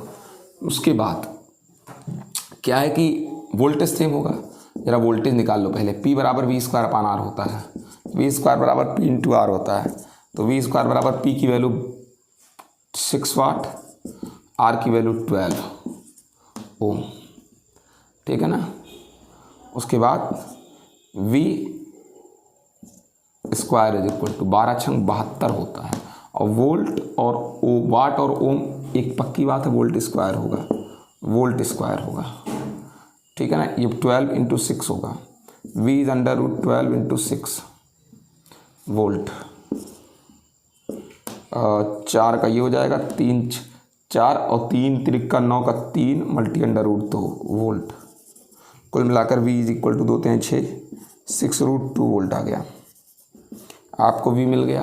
तो पूछ रखा है पावर कंज्यूम बता दीजिए 8 ओम में, तो 8 ओम में पावर V इंटू पावर निकालने का एक और सूत्र है, वी स्क्वायर अपान क्या R, तो वी स्क्वायर कितना 6√2 मल्टी रूट 2 और मल्टी क्या 6 वोल्ट का स्क्वायर अपान R 8 ओम।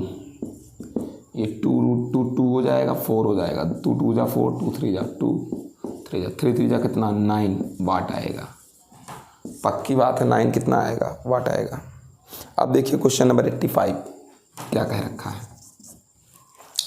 कह रखा है कि 2 रेजिस्टेंस R1 R2 हैं, कह रखा है कि किसमें अधिक पावर कंज्यूम होगा, ठीक है ना।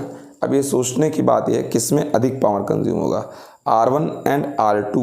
R1 का रेजिस्टेंस R2 से ज़्यादा है, R1 का रेजिस्टेंस R2 से ज़्यादा है, सर्किट में दोनों पैरेलल एडर में ऐड है, R1 R2। तो R1 ज़्यादा है, R2 कम है, पैरेलल ऑर्डर में आप डिफिनीशन ऐसे लेंगे भैया, P उसी का ज़्यादा होगा जिसका R कम होगा, ठीक है। तो R किसका कम है, R2 का, तो इसमें पावर कंज्यूम क्या होगा, ज़्यादा होगा। अगला है 2 बल्ब है आपके पास और सबका जो रेटिंग है 60 वाट 220 वोल्ट, 60 वाट 220 वोल्ट। मैं आपको बता दूं, अगर मैं मान लूं कितने रेटिंग पर रेजिस्टेंस R है, ठीक है ना, ये मैंने मान दिया है। कह रखा है आप एक बार इनको सीरीज में ऐड करते हैं, फिर पैरेलल में ऐड करते हैं। पावर्स बता दो दोनों कंडीशन में। मैं आपको बता दूं पहले एक बल्ब का पावर, ऐसे ऐसे आपके पास 2 बल्ब हैं, पहले एक बल्ब का पावर अगर निकाल लें, चाहे जिस विधि से, चाहे I स्क्वायर इंटू R एक बल्ब का, और चाहे V स्क्वायर अपान R किसी एक बल्ब का, दोनों 2 बल्ब हैं लेकिन एक बल्ब का पावर, ये हर हाल में जो होंगे ये 60 वाट होंगे दोनों कंडीशन में। पहले एक एक बल्ब का निकाल रहा हूँ चाहे जिस फार्मूले से। लेकिन फिर क्या चीज़ कह रखा है, अगर दोनों को सीरीज में कर लिया मैंने 60 वाट 220 वोल्ट, तो पक्की बात है अगर सीरीज में कर लिया तो पक्की बात है इसका भी R इसका भी R मिलाकर 2R हो जाएगा। और जब रेजिस्टेंस 2R हो गया तो नो डाउट करंट हाफ हो जाएगा। तो अब पावर अगर निकाला जाए, अब पावर P डैश बराबर, तो I स्क्वायर मल्टी R के फार्मूले से, अब तो करंट हाफ हो चुका है, I dash square into R dash, तो अब करंट हाफ हो चुका है, तो I का बाई 2 का square multi R dash, resistance 2 time हो चुका है। पी डैश, नए वाले पावर की बात कर रहा हूँ सर। I² मल्टी 2R, अगर आप देखें पी डैश तो I²R/2, और I² जो R है असल में ये पहले वाली पावर है किसी एक बल्ब की, 60 वाट की है, 30 वाट हो जाएगा। और अगर पैरेलल में ऐड करते हो तो पक्की बात है कि भैया पैरेलल में ऐड करने पर यार नेट रेजिस्टेंस कितना हो जाएगा, नया रेजिस्टेंस R/2, और वोल्टेज तो भैया पैरेलल में सब में सेम ही रहेगा।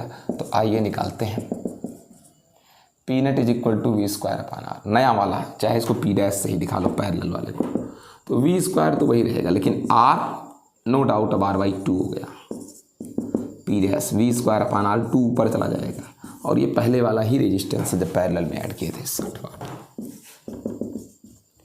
60 वाट, तो मल्टी 2 120 वाट न्यू रेजिस्टेंस।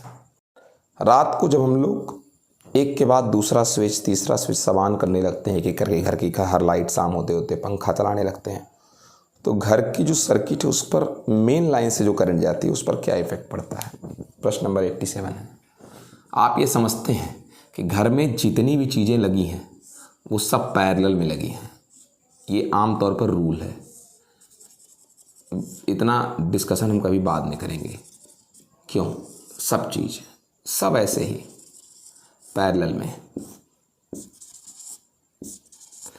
तो जब एक एक करके स्विच ऑन करोगे, देखो वोल्टेज तो सब में सेम ही होगा, ये तो सबको पता है, सब में वोल्टेज सेम होगा।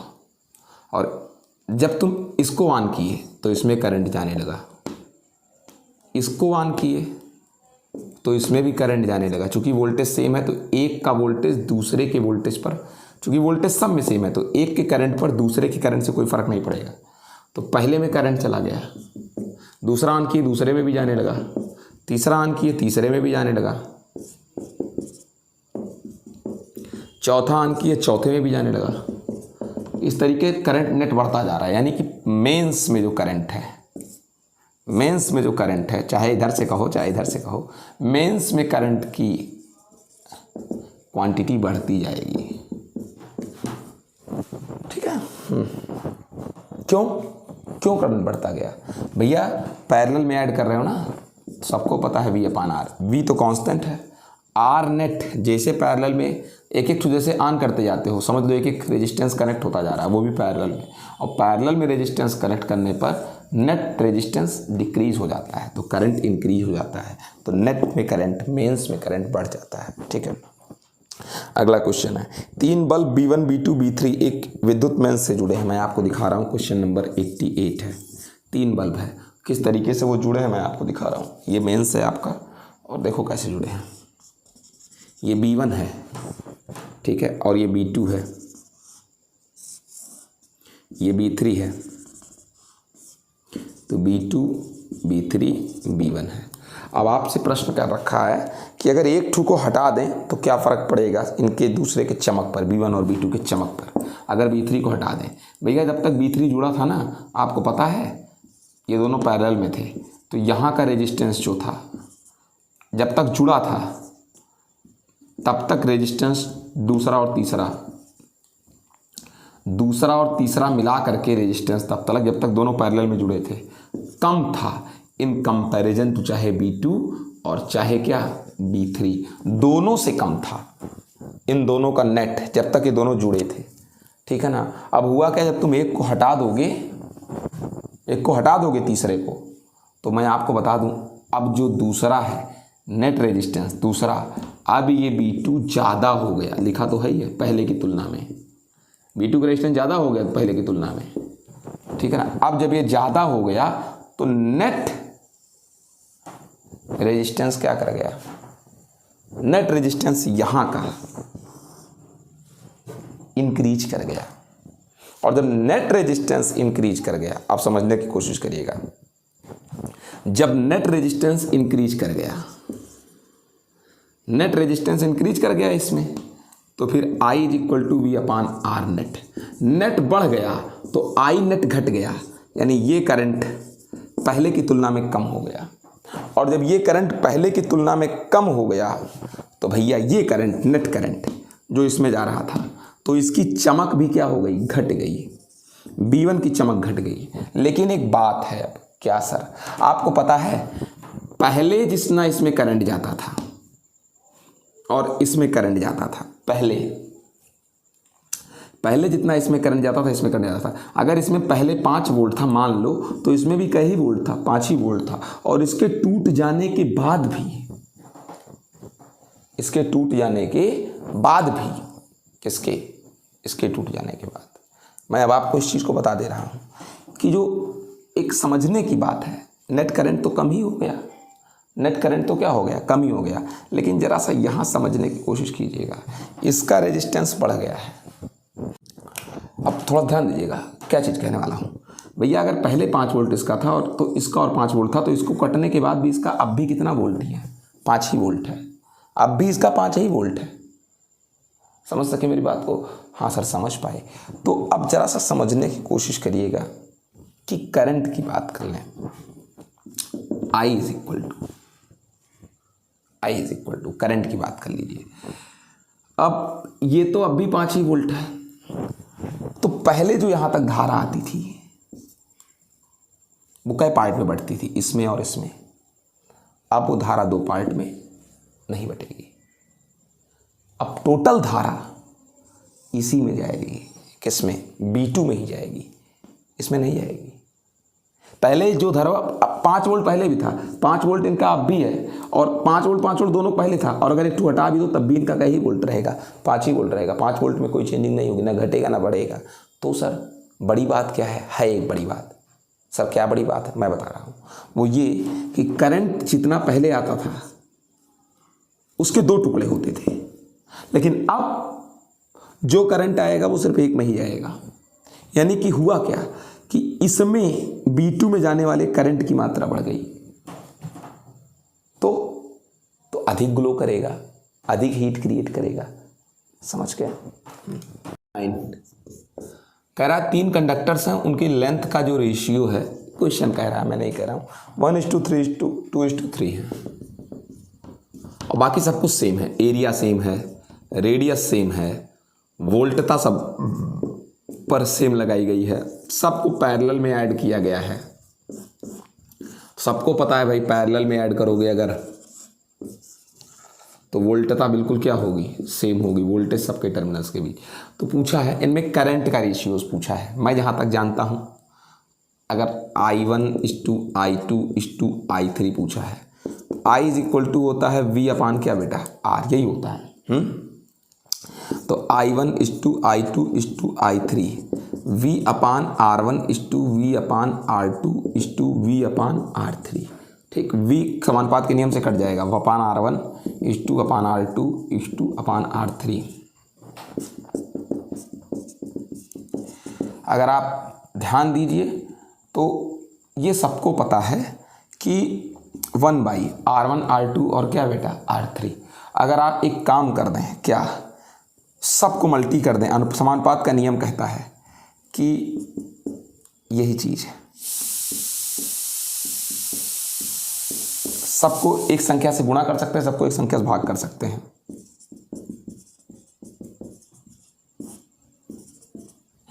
या इससे भी आसान तरीका कहिए तो आपको दिखा दें, थोड़ा सा इससे भी आसान हो जाएगा, वो भी तरीका भी काफ़ी बेहतर है। सबको पता है ना R1 बराबर क्या होता है, rho into L1/A, rho into L2/A, रो मतलब इंटू L3/A। एरिया सबका सेम है और रो सबका सेम है, सवाल ही कह रखा है, एक ही मटेरियल है। यानी बचा क्या चीज़ कुल मिलाकर, 1/L1, 1/L2, 1/L3। ठीक है ना। अब अगर आप समझते हैं तो 1/L1 कितना है, सबका 1:2:3 है, मतलब समझने की बात यह है, 1:2 कितना है, 3 है सबका। ठीक है, तो ऐसे कहो L1 की जगह रख दो 1x, L2 की जगह 2x, L3 की जगह 3x। ठीक, समानुपात के नियम से सब कट जाएगा, 1 सब कट जाएगा, x। अब अगर आप चाहो ना तो सबको सेम संख्या से गुणा भी कर सकते हो, तो 2 तिहाई 6, 6 रखोगे ऊपर भी 3, 6 रखोगे ऊपर भी 2, 6:3 कितना आ जाएगा, 2 आ जाएगा। और फिर क्या कह रखा है कि सीरीज में ज़रा करंट बता दो, अगर इन तीनों को सीरीज में लगा दें, अगर इन तीनों को सीरीज में लगा दें भैया करंट सब में सेम होगा, और जब सब में करंट सेम होगा तो रेशियो 1:1:1 आ जाएगा, कंप्लीट हो जाएगा। ठीक है ना। कह रखा है कि जो दोनों कंडीशंस आपको बताया लगा, कह रखा है कि वोल्टेज के क्या रेशियो होंगे। तो भैया जब तुम पैरेलल में किए थे तो वोल्टेज सब में सेम है 1:1:1, ठीक। और जब तुमने सीरीज में कर दिया तो वोल्टेज का रेशियो निकाल दो, V1:V2:V3 इज इक्वल टू क्या होगा, I×R1:I×R2:I×R3। चूँकि सीरीज में करंट सेम होगा तो I कट जाएगा, R1:R2:R3, और R1:R2:R3 ये L1:L2:L3 के इक्वल होगा। जान जाइएगा इस चीज़ को, सबको पता होना चाहिए कि रेजिस्टेंस लेंथ के रेशियो में होता है, यानी 1:2:3 के रेशियो में होगा। क्वेश्चन नंबर 91 क्या क्या रखा है, 2 तापक तार है A एंड B। A की जो लेंथ है वो B की लेंथ की 2 टाइम्स है, और A की जो रेडियस है, व्यास दिया है लेकिन व्यास का मतलब रेडियस, वो B के रेडियस का भी 2 टाइम्स है। फिर क्या चीज़ कह रखा है कि दोनों एक ही मेटल्स के, मतलब रो सेम होगा, किसमें हीट अधिक क्रिएट होगी। दोनों का एक ही मेटल्स के तो रो सेम होगा, किसकी हीट अधिक क्रिएट होगी। एक्चुअली दोनों पैरेलल में है, ये भी सवाल में इंडिकेट कर दिया है। अब मैं आपसे अगर कहूँ तो सबसे पहले आप एक काम करिए, रेजिस्टेंस का रेशियो निकाल लीजिए। ठीक है ना। कैसे निकलेगा, रेजिस्टेंस का R=ρL/A। ठीक है ना। A का मतलब πr², तो ρLA/πr², LB πRB²। RA को डिवाइड कर दो RB से, कैंसिल, LA/LB और RB²/RA² डिवाइड करने पर, ये मेरा काम नहीं है। LA/LB कितना आ जाएगा, ये 2/1 आ जाएगा, LA/LB। ठीक है। और RB²/RA², तो RB²/RA², RB ऊपर है RA नीचे है। ठीक है ना। तो ये आ जाएगा 1/2 का स्क्वायर, अगर आप इसको ध्यान से देखते हैं तो। ठीक है ना। B कम है, जाहिर सी बात है, तो ये आ जाएगा 1/2। तो ये RA/RB का रेशियो है 1/2। फिर कह रखा है हीट कितना क्रिएट करेंगे, तो बहुत सिंपल है ये। H बराबर होता ही क्या चीज़ है, I²। अब चूँकि पैरेलल में है तो ये वाला नहीं लगाएंगे, पैरेलल में है तो दूसरा लगाएंगे, V²R/ चाहे 4.2 इंटू क्या हो जाएगा, V²/R ये होगा।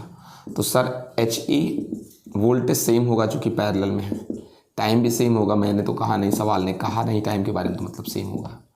अब B, HA को डिवाइड कर दो किससे, HB से। HA को जब HB से डिवाइड करोगे, जो कटे उसको कैंसिल कर दो। अब कुल मिलाकर के HA में 1/RA है और HB में ऊपर चला जाएगा, तो कुल मिलाकर के RB/ क्या आ जाएगा, ये यानी 2:2 कितना आ जाएगा, 1 आ जाएगा ये। तो भाई जाहिर सी बात है कि HA ये तो समझ ही गए आप लोग, ये आया कितना है 2:1, तो HA 2 टाइम्स ऑफ HB। तो A में जो हीट क्रिएट होगा B के कंपैरिजन में 2 टाइम्स। अगर 4 ओम रेजिस्टेंस के वायर को बीच से 180 डिग्री से मोड़ दिया जाता है। ये देखिए क्वेश्चन नंबर 92, ये 4 ओम इसका रेजिस्टेंस है। ठीक, इसको बीच से आप 180 मोड़ दोगे, इतना मोड़ दोगे, इतना घुमा दो, तो भैया जब घुमा करके इतना कर दोगे, ये हो गया ना। तो अब ये सोचिए कि ये 4 ओम था ही, पहले 4 ओम था, और अब आधा आधा हो गया 2 ओम ये और ये 2 ओम। तो नेट रेजिस्टेंस अगर यहाँ से तारों को ऐड कीजिए तो नेट रेजिस्टेंस अब कितना आएगा, दोनों पैरेलल में हो गए हैं, आप अपनी आंखों से देख लीजिए, दोनों पैरेलल में हो गए। तारे एक तार को दोहरा कर दो यार। अब मतलब ये प्रश्न सोचने की बात है। और फिर उसके बाद क्वेश्चन क्या कर रखा है कि ये भी देखिए कि अब नेट रेजिस्टेंस बता दीजिए। तो नेट रेजिस्टेंस बताना कौन सी बड़ी बात रह गई है, पैरेलल में आ गया तो 1/2 ओम, 1/2 ओम भैया, 2/2 ओम, पलट दो 1 ओम, 2 ऊपर 2 नीचे। चलिए अगला क्वेश्चन क्या है वो देखिए। कह रखा है कि 4R रेजिस्टेंस वाले एक वायर को सर्किल में ऐड कर दिया गया है, मतलब ट्रांसफर कर दिया गया है। कह रखा है कि उसके डायमीटर के टर्मिनल्स पर नेट रेजिस्टेंस क्या होगा। Question number 93। ये कितने ओम का था वो सोच लीजिए, R रेजिस्टेंस का था। पहले क्या था, एक वायर थी, फिर उसको क्या कर दिया, सर्किल बना दिया, इसी को सर्किल बना दिए। तो कह रखा है इसके डायामीटर्स के बीच, यहाँ से यहाँ के बीच रेजिस्टेंस बता दीजिए। तो भैया ये देखिए, करंट अगर यहाँ से गया तो एक भाग ऊपर और एक भाग नीचे, तो तार आधे आधे हो गए हैं। तो आधे आधे होने का मतलब R था, तो ये R/2 हो गया, ये भी R/2 हो गया। नेट रेजिस्टेंस बता दो, पैरेलल में तो हो ही गए हैं ये।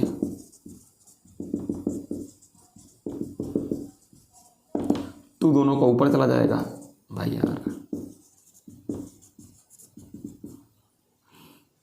समझने को तो आप समझ ही गए होंगे ना भैया। 1 1 2 कितना हो जाएगा, R/ कितना 4 हो जाएगा।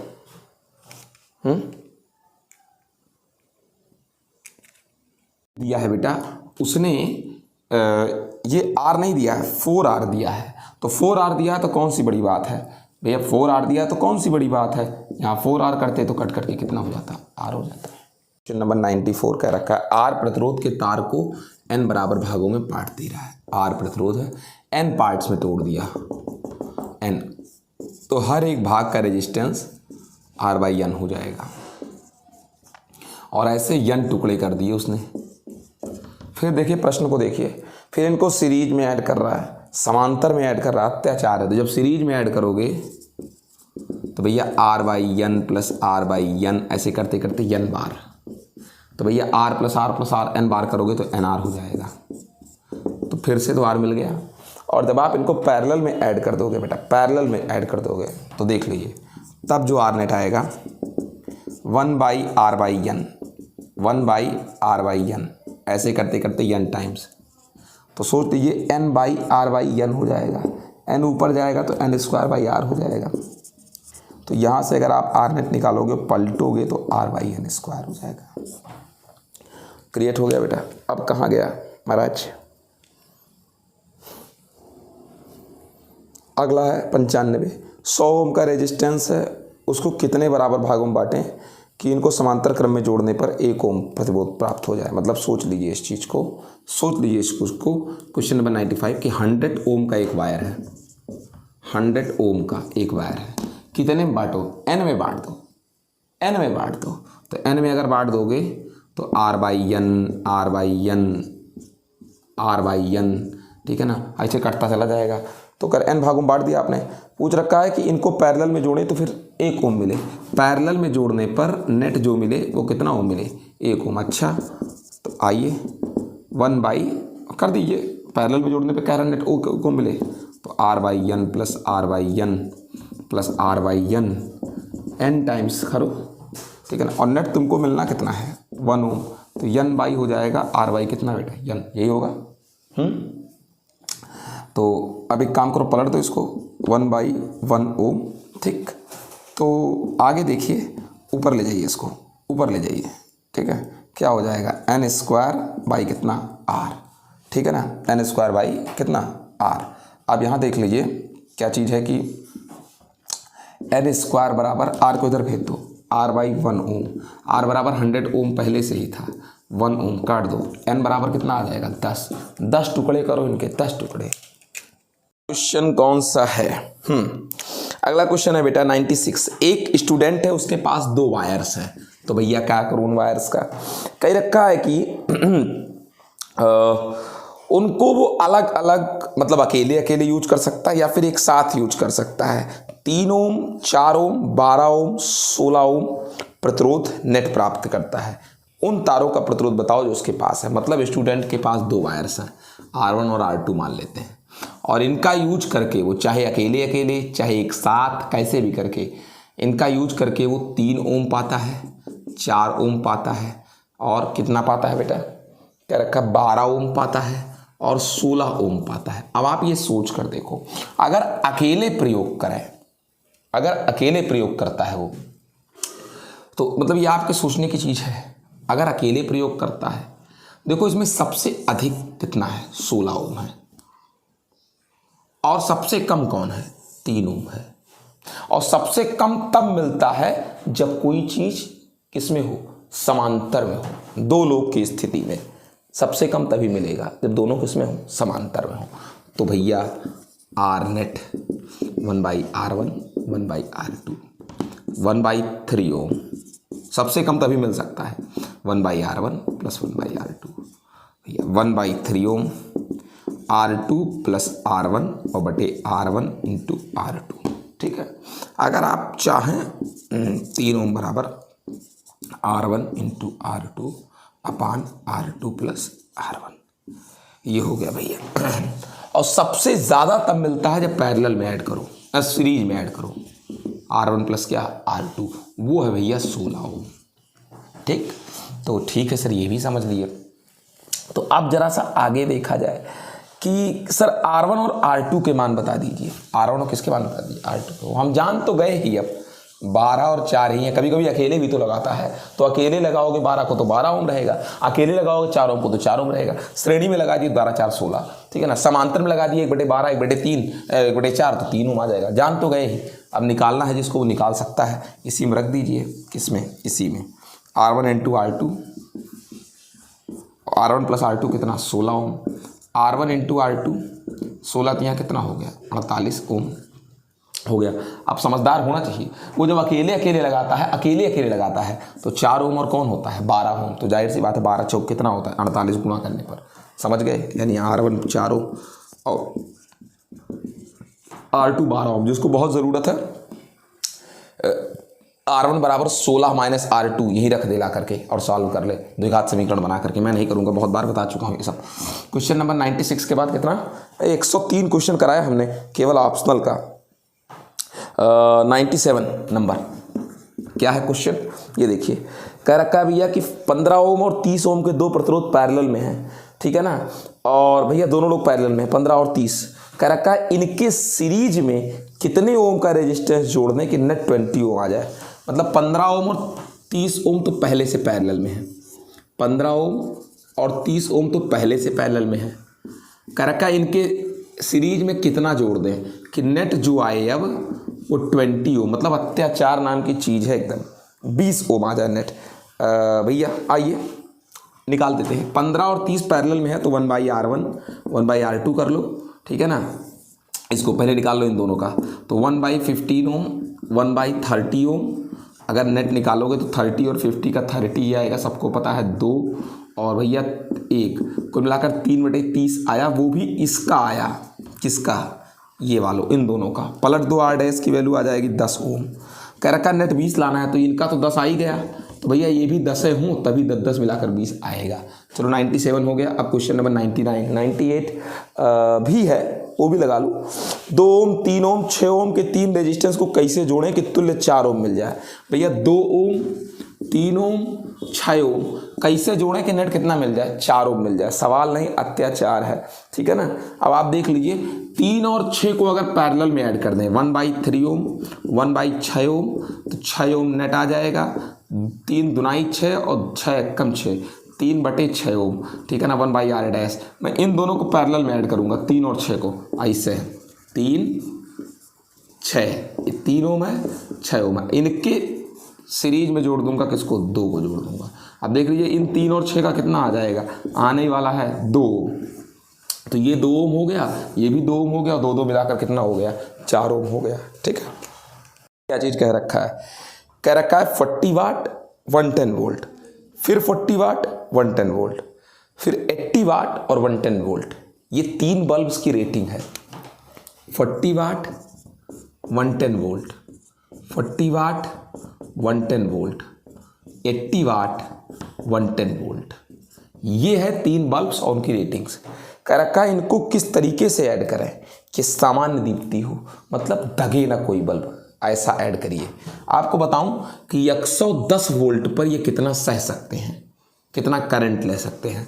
I = P/B। रख कर निकाल दीजिए। P 40 वोल्ट वाट और V 110 वोल्ट, 4/11 एम्पियर। और इतना ये भी सह सकते हैं, 4 कितना, लेकिन ये 80 है ना, ये करंट सह सकते हैं। इसको पहला पहला पहला कह सकते हो, और इसी को दूसरा दूसरा दूसरा पहला दूसरा तीसरा वाला, ये 80 वाट अपॉन 110 वोल्ट, कुल मिलाकर के 8/11 एम्पियर सह सकते हैं। इससे ज़्यादा कोई नहीं सह पाएगा। ये अपना 8/11 एम्पियर, ये दोनों 4/11 एम्पियर सह सकते हैं, इससे ज़्यादा नहीं। अब ऐसा रखो कि दगे नहीं है, लेकिन जो आपको मेंस देना है वो 220 देना है, 220 वोल्ट का मेंस लगाना है, ध्यान दीजिए। अब आप देखिए 110 ये भी सह सकते हैं, ये भी 110 सह सकते हैं, और ये भी 110 वोल्ट सह सकते हैं। ये 4/11 एम्पियर, ये भी 4/11 एम्पियर, ये 8/11 एम्पियर। तो अगर ऐसे लगा दिया जाए,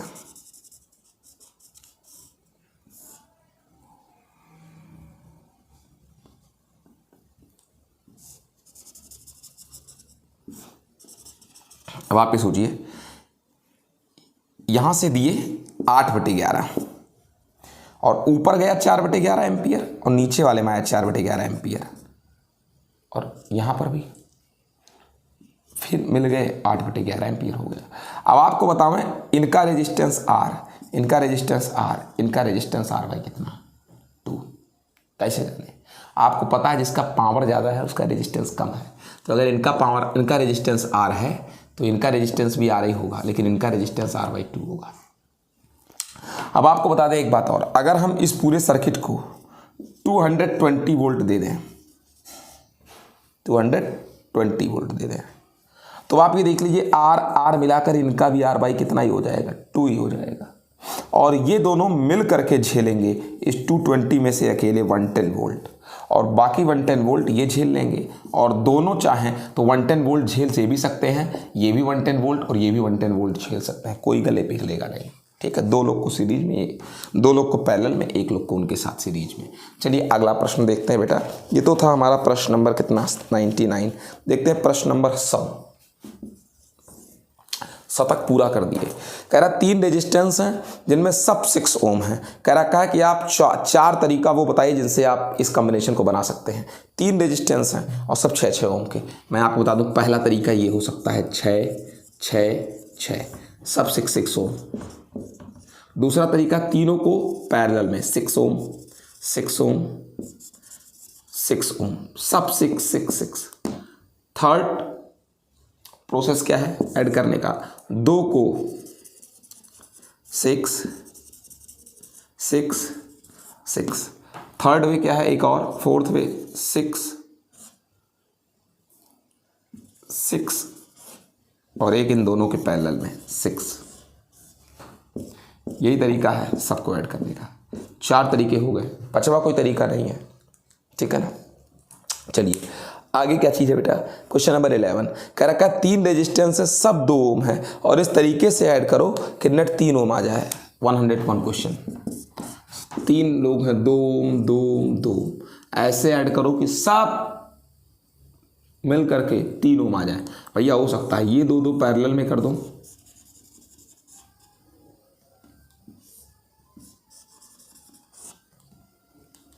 इनके साथ एक को सीरीज में कर दो,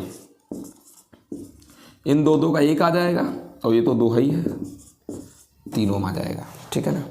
चलिए कह रखा है अगला क्वेश्चन, आपके पास 3 प्रतिरोध है जिनमें प्रत्येक 3 ओम का है, 2 ओम का नेट पाना है, कैसे जोड़ेंगे? भैया बहुत सिंपल है, 3, अब यही क्वेश्चन है, लेकिन 3 ओम, लेकिन नेट आपको गेन कितना करना है?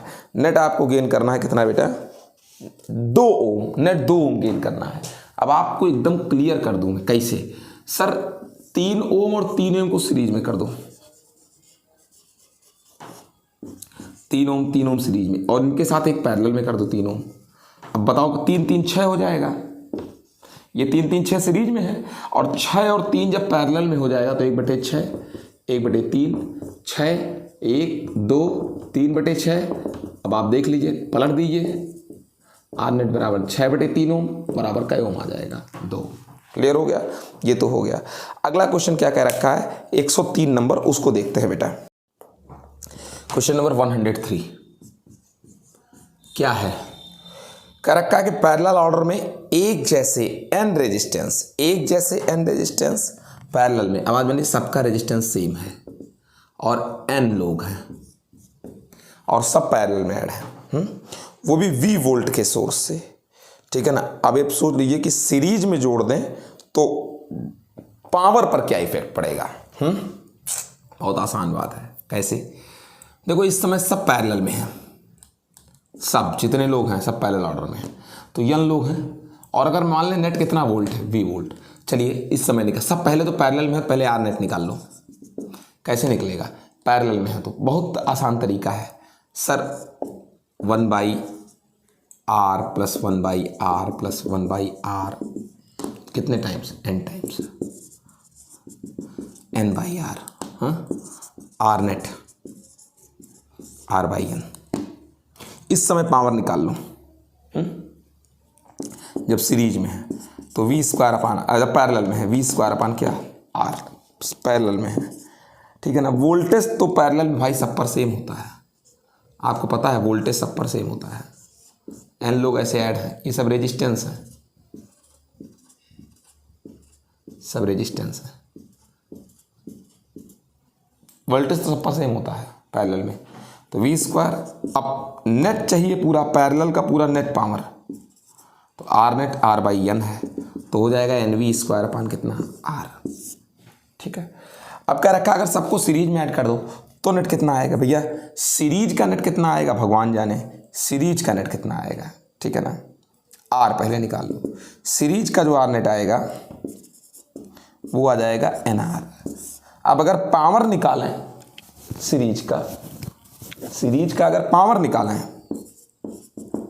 तो I² × R होता है, ठीक है ना। अब सबसे बड़ी बात क्या है कि क्यों मैं ये वाला फार्मूला लगाऊं, वही लगाऊं मैं, नेट निकाल रहा हूं ना, तो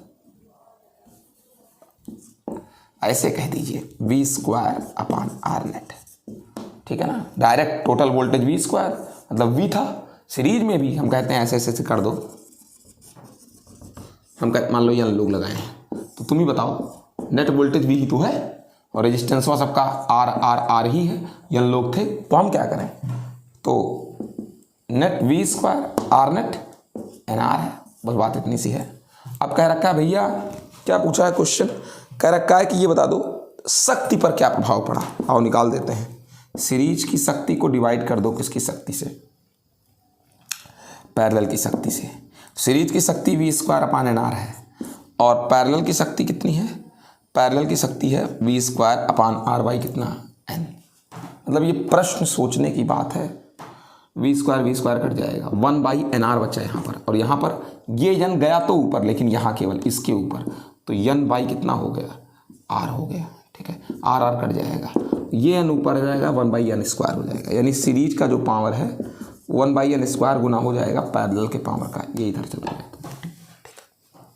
ये क्वेश्चन नंबर फर्स्ट, वो भी सॉल्ट का फर्स्ट क्वेश्चन। क्या कह रखा है ध्यान दीजिएगा, एक बहुत लंबा वायर है, लगभग 100 किलोमीटर, ठीक है सर, कोई बात नहीं, पहला है 100 किलोमीटर लेंदी वायर है, कोई बात नहीं सर। फिर कह रखा है उसके दोनों टर्मिनल्स को बैटरी से जोड़ करके परिपथ को पूरा कर देते हैं, भाई जोड़ दीजिए, बैटरी से जोड़ दीजिए, ठीक है, परिपथ को पूरा कर दिए, ठीक है सर, पूरा कर दिए। फिर क्या कह रखा है, तुरंत करंट इस्टेब्लिश, जी हाँ, तुरंत करंट इस्टेब्लिश हो गया। सर कहानी समझ में नहीं आई, इसको समझाओ, कैसे तुरंत करंट इस्टेब्लिश हो गया, मैं आपको समझाने की कोशिश करता हूं। सबसे पहले आप समझिए, आप जैसे ही कुंजी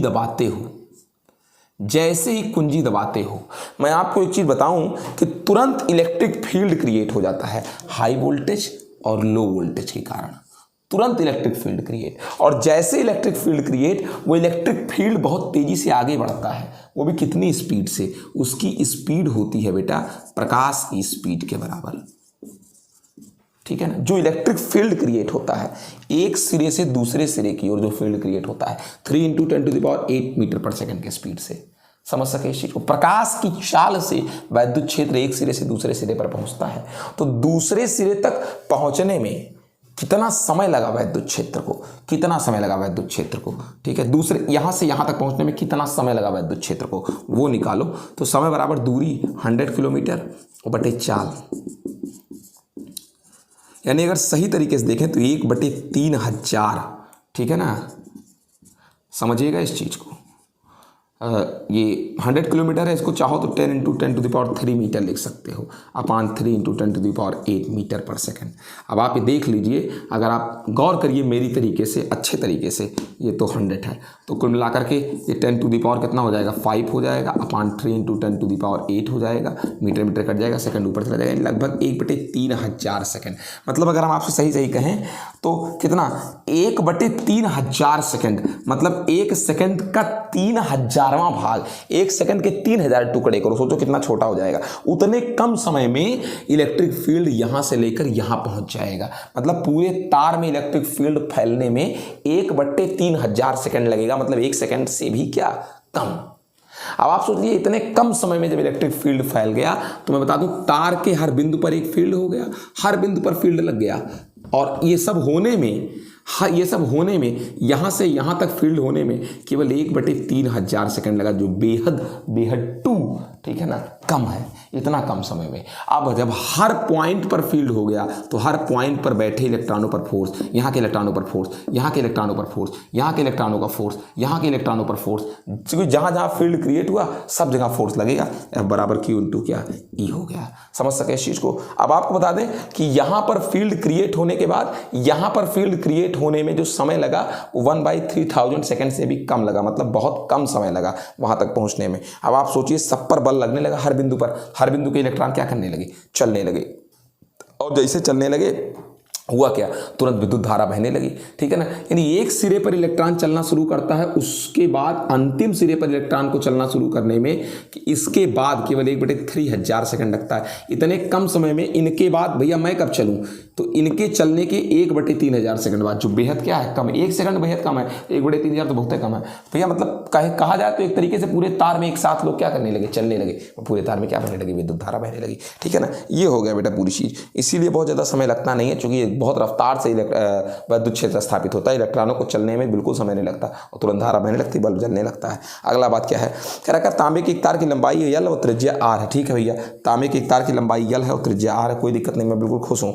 फिर क्या चीज़ कह रखा है कि एक नया तांबे का ही तार है, मतलब कुल मिलाकर के रो में कोई चेंजिंग नहीं होगी, कॉपर में कोई चेंजिंग नहीं होगी, लेकिन कह रखा है कि लंबाई L/4 है, रेडियस R/2 है, ठीक है ना, रेडियस R/2 कितना है, 2 है, ठीक है ना। चलिए कोई बात नहीं। फिर क्या चीज़ कह रखा है, नए तार के प्रतिरोध, ठीक है ना, और विशिष्ट प्रतिरोध में होने वाले परिवर्तन का क्या करिए, विवेचना कीजिए। नए तार का रेजिस्टेंस और उसके विशिष्ट प्रतिरोध में होने वाले परिवर्तनों की क्या करिए, विवेचना करिए। मतलब एकदम गंदी बात है क्या यार। चलिए आइए कोई बात नहीं, बताते हैं। पहले तार का रेजिस्टेंस R = ρ × Ly क्या होगा, A होगा, यानी R ρ = Ly। A का मतलब πr क्या होता है, स्क्वायर होता है, ठीक है। अब नए तार का प्रतिरोध, सोचने की बात यह है बेटा, नए तार का क्या प्रतिरोध। अब नए तार के प्रतिरोध की अगर बात करें तो रो, तो भाई रो में चेंज होगा नहीं। अब एल की बात कर दीजिए, मतलब सोचने की बात है। अब एल की बात कर दीजिए तो एल भैया कितना है, L/4 है, और पाई आर स्क्वायर कर दो, पाई आर स्क्वायर कर दोगे भैया कितना है, R/2 का स्क्वायर, R/2 का स्क्वायर। अब आप ये देख लीजिए कि रो × L/4 अपान पाई और R की पावर 2/4, 2 का स्क्वायर 4, 4 चला गए, अत्याचार करते रह गए और क्या 4 चले गए, तो रो × L/πr²। आप अपनी आंखों से देख लीजिए कि रेजिस्टेंस में कोई चेंजिंग नहीं, जो पहले था वही अब भी है। समझ गए इस चीज़ को। चलिए भैया कोई बात नहीं, अब जरा सा आगे बढ़ते हैं। और विशिष्ट प्रतिरोध पर तो कोई फर्क पड़ेगा ही नहीं। स्पेसिफिक रेजिस्टेंस तो बेटा कैरेक्टराइज प्रॉपर्टी है, लाक्षणिक गुण है, फंडामेंटल प्रॉपर्टी है पदार्थ की, वो कभी नहीं बदलेगा। चलिए अगला क्वेश्चन क्या चीज़ है, कह रखा है अगर L लंबाई की जो है एक वायर है और R रेडियस का एक तार है, उसको खींच करके उसकी त्रिज्या पहले की त्रिज्या की आधी कर दी जाती है। मतलब बदतमीजी की हद है। देख लो भाई, ये भी देख लो, ये तो बहुत सिंपल ही क्वेश्चन है। क्या कह रखा है कि भैया देखिए L लंबाई का वायर है, R रेडियस है, उसको खींच करके उसकी त्रिज्या पहले की त्रिज्या की आधी कर दी जाती है। L और R और नई वाली लंबाई एल डैश मान लेते हैं, खींचोगे तो लंबाई बढ़ेगी और रेडियस भैया कम हो गया, वो पहले वाले का आधा हो गया। अब प्रश्न में बात क्या रह गया, दम क्या रह गया, कह रखा है तब एक काम करो, कह रखा है कि बताओ रेजिस्टेंस कितना बढ़ जाएगा। बहुत सिंपल है, पहले रेजिस्टेंस आर मान लेते हैं, बाद का रेजिस्टेंस आर डैश मान लेते हैं। मैं एक चीज़ कह दूँ कि वॉल्यूम में कोई चेंजिंग ही नहीं, एल इंटू क्या होगा, ए बराबर पाई आर स्क्वायर, यहाँ पर L dash into pi R dash का स्क्वायर, पाई पाई कट जाएगा। मैं आपको बता दूँ पहले वाली लंबाई यल है और आर स्क्वायर तो आप देख ही रहे हो, और बाद वाली लंबाई ज्ञात करनी है, और आर डैश जो है वो आर बाई टू का क्या है, होल स्क्वायर है। समझदार को इशारा काफ़ी और बेवकूफ़ के लिए जो है पूरा सारा कुछ नहीं काफ़ी है। अब अगर एल डैश बराबर निकाला जाए तो यल तो रहेगा ही, 2 का स्क्वायर कितना होता है, 4 होता है, इधर चला जाएगा यानी 4L। लंबाई पहले की क्या गुनी हो गई, 4 गुनी हो गई। अब नया रेजिस्टेंस बताना है, नया रेजिस्टेंस बताना है तो मैं पहले भी कह चुका हूँ कि जय गुना बढ़ेगा लंबाई उतने का स्क्वायर गुना, यानी नया resistance N square multi R, मतलब एन स्क्वायर मतलब 4 चौक कितना होता है 16, 4 गुना बढ़ा है ना, तो 16 इंटू आर मतलब किससे गुनी, 16 गुनी बढ़ जाएगी। हो गया भैया बेटा। शॉर्ट का कह रखा है कि एल लेंथ और डी डायमीटर के कोई कंडक्टर, उसके टर्मिनल्स के बीच वी वोल्ट जो है लगा दिए हैं। L D diameter, L length है, वी वोल्ट लगा दिया। ठीक है सर, कोई बात नहीं।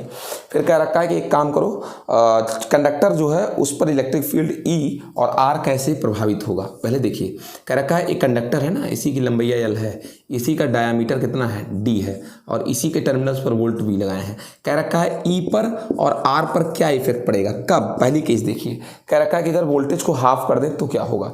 तो भैया मैं आपको बता दूं E is equal to V by D होता है। अब लंबाई आज एल है तो एल रख दो, ठीक है ना। अब अगर तुम v को हाफ कर दोगे तो नो डाउट कि ई भी कितना हो जाएगा, हाफ हो जाएगा। चलिए फिर उसके बाद अगर रेजिस्टेंस की बात कर दें तो R is equal to V upon I होता है। मैं पहले भी कह चुका हूं कि v पर कतई R डिपेंड नहीं करता। तुम v को आधा करोगे, वोल्टेज करंट भी क्या हो जाएगा, आधा हो जाएगा, बस R में कोई चेंजिंग नहीं होगी, ये समझ लीजिए। R पर कोई फर्क नहीं पड़ता, किसका, v का। ये v और I पर डिपेंड नहीं करता। मैं पहले भी कह चुका हूँ कि जो रेजिस्टेंस है बेटा, मैं पहले भी कह चुका हूँ रेजिस्टेंस किसका प्रॉपर्टी है, रेजिस्टेंस फिजिकल स्टेट की जो है प्रॉपर्टी है, ठीक है ना। तो अगर फिजिकल स्टेट मतलब यल, ए, एन, क्रॉस सेक्शन एरिया, उसके बाद टेम्परेचर, ये सब नहीं चेंज होगा तो आर में कोई चेंजिंग नहीं होगा, भले तुम वी और उसको बदल दो, आई को बदल दो। समझ गए इस चीज़ को। चलिए अब देखिए फिर क्या कह रखा है कि भैया अगला पार्ट, अगर डी को 2 गुना कर दें। मैं आपको एक चीज़ बता दूं, ई इज इक्वल टू क्या होता है, वी बाई एल तो होता है एल, लेकिन अब तुमसे ये चीज़ कहते हैं कि अगर तुम डी तार की मोटाई 2 गुनी कर दो, तार की मोटाई 2 गुनी कर दो, बशर्ते लंबाई को ना चेंज करना, केवल तार को मोटा कर दो। अगर तुम ऐसा कर दिए तो एकदम स्पष्ट जान जाइए कि E does not depend upon the D, बिल्कुल नहीं डिपेंड करता, यानी इलेक्ट्रिक फील्ड पर किसी प्रकार का कोई फर्क नहीं पड़ेगा। हाँ लेकिन रेजिस्टेंस की अगर बात कर दें तो R is equal to rho into L by, L का मतलब लंबाई यल है और एरिया मतलब पाई और डी बाई 2 का क्या बेटा, होल स्क्वायर। हाँ डायमीटर पर डिपेंड करता है, आर बराबर डी बाई 2 होता है। डायमीटर पर डिपेंड करता है क्या, रेजिस्टेंस। तो हाँ मैं इसके बारे में कह सकता हूँ कि कुल मिलाकर ये बात हुई सर कि capital R is directly proportional to 1 by D square. अबे डायरेक्टली प्रोपोर्शनल बोला है to 1 by D square, inversely proportional to D square. अगर डायमीटर चेंज करोगे तो डेफिनेटली रेजिस्टेंस चेंज होगा, ठीक है ना। अगर तुम डायमीटर चेंज करोगे तो रेजिस्टेंस चेंज होगा। अगर तुम डायमीटर 2 गुना कर दिए तो रेजिस्टेंस कितना हो जाएगा भैया, एकदम जान दे 1/4 हो जाएगा, पहले 1/4 हो जाएगा। देखिए बेटा क्वेश्चन नंबर 5 क्या कह रखा है वो देखिए। कह रखा है बेटा कि धातु का कोई तार है, मेटलिक कोई वायर है, उसमें करंट फ्लो करिए बेटा। तो इनिशियली क्या होता है, करंट का मान अधिक होता है, लेकिन धीरे धीरे करंट का मान कम हो जाता है और कम होने के बाद फिर एक कांस्टेंट वैल्यू पर रुक जाता है, उससे ज़्यादा कम नहीं होता। यद्यपि सेल के विद्युत वाहक बल में कोई चेंजिंग नहीं है, पूरा एक्सप्लेनेशन कर दिया। मतलब ये है, ये तार है, शुरुआत में होता क्या चीज़, सवाल पड़ेगा।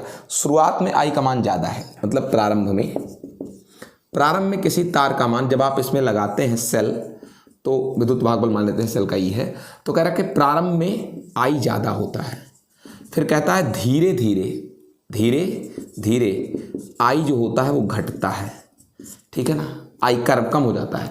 लेकिन ई में कोई चेंज जबकि नहीं हुआ, ठीक है ना, सेल ने ही तो धारा बहाने के लिए ऊर्जा दी, तो ई में कोई चेंज नहीं हुआ तो आई क्यों घट गया, पहला तर्क। दूसरा तर्क फिर ये कह रखा है कि लेकिन घटते घटते एक समय ऐसा भी आता है जब आई कांस्टेंट हो जाता है, मतलब घटना बंद, आई कांस्टेंट हो गया, हो गया क्यों, इसको समझाइए। मैं आपको बताता हूं। जब किसी तार में पहले धारा बहती है, अधिकतम धारा बहती है, ठीक है ना, ठीक है ना, अधिकतम धारा पहले बहती है। फिर धारा कम क्यों हो गई? धारा बहने से क्या हुआ?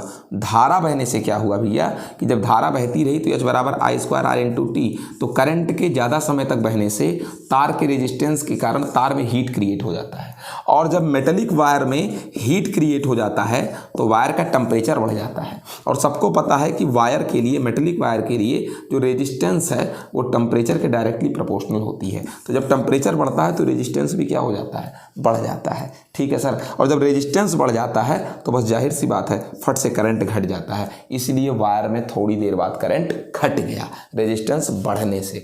ठीक है सर, रेजिस्टेंस घट गया, लेकिन रेजिस्टेंस बढ़ गया तो करंट घट गया, लेकिन करंट घटने के बाद भी करंट घट गया तो घटा हुआ करंट ही क्या होता रहता है? वायर में बहता रहता है। तो सर क्या हुआ? घटा हुआ करंट ही सही वायर में बहता तो रहा है। मान लीजिए मैंने आई डैश से दिखा दिया घटे हुए करंट को पहले के कंपैरिजन में कि आई डैश जो है वो कम है आई के कंपैरिजन में, तो क्या हुआ? बह तो रहा है ये, और कुछ समय तक बहेगा तो इसमें हीट उत्पन्न होता रहेगा। अब मैं आपको बता दूं कि धीरे धीरे तार गर्म हुआ तो तार से उसमें उड़कर कहाँ जाने लगी? बाहर जाने लगी। ठीक है ना, तो अब हुआ क्या, जब एक समय ऐसा आता है कि तार में ऊष्मा उत्पादन की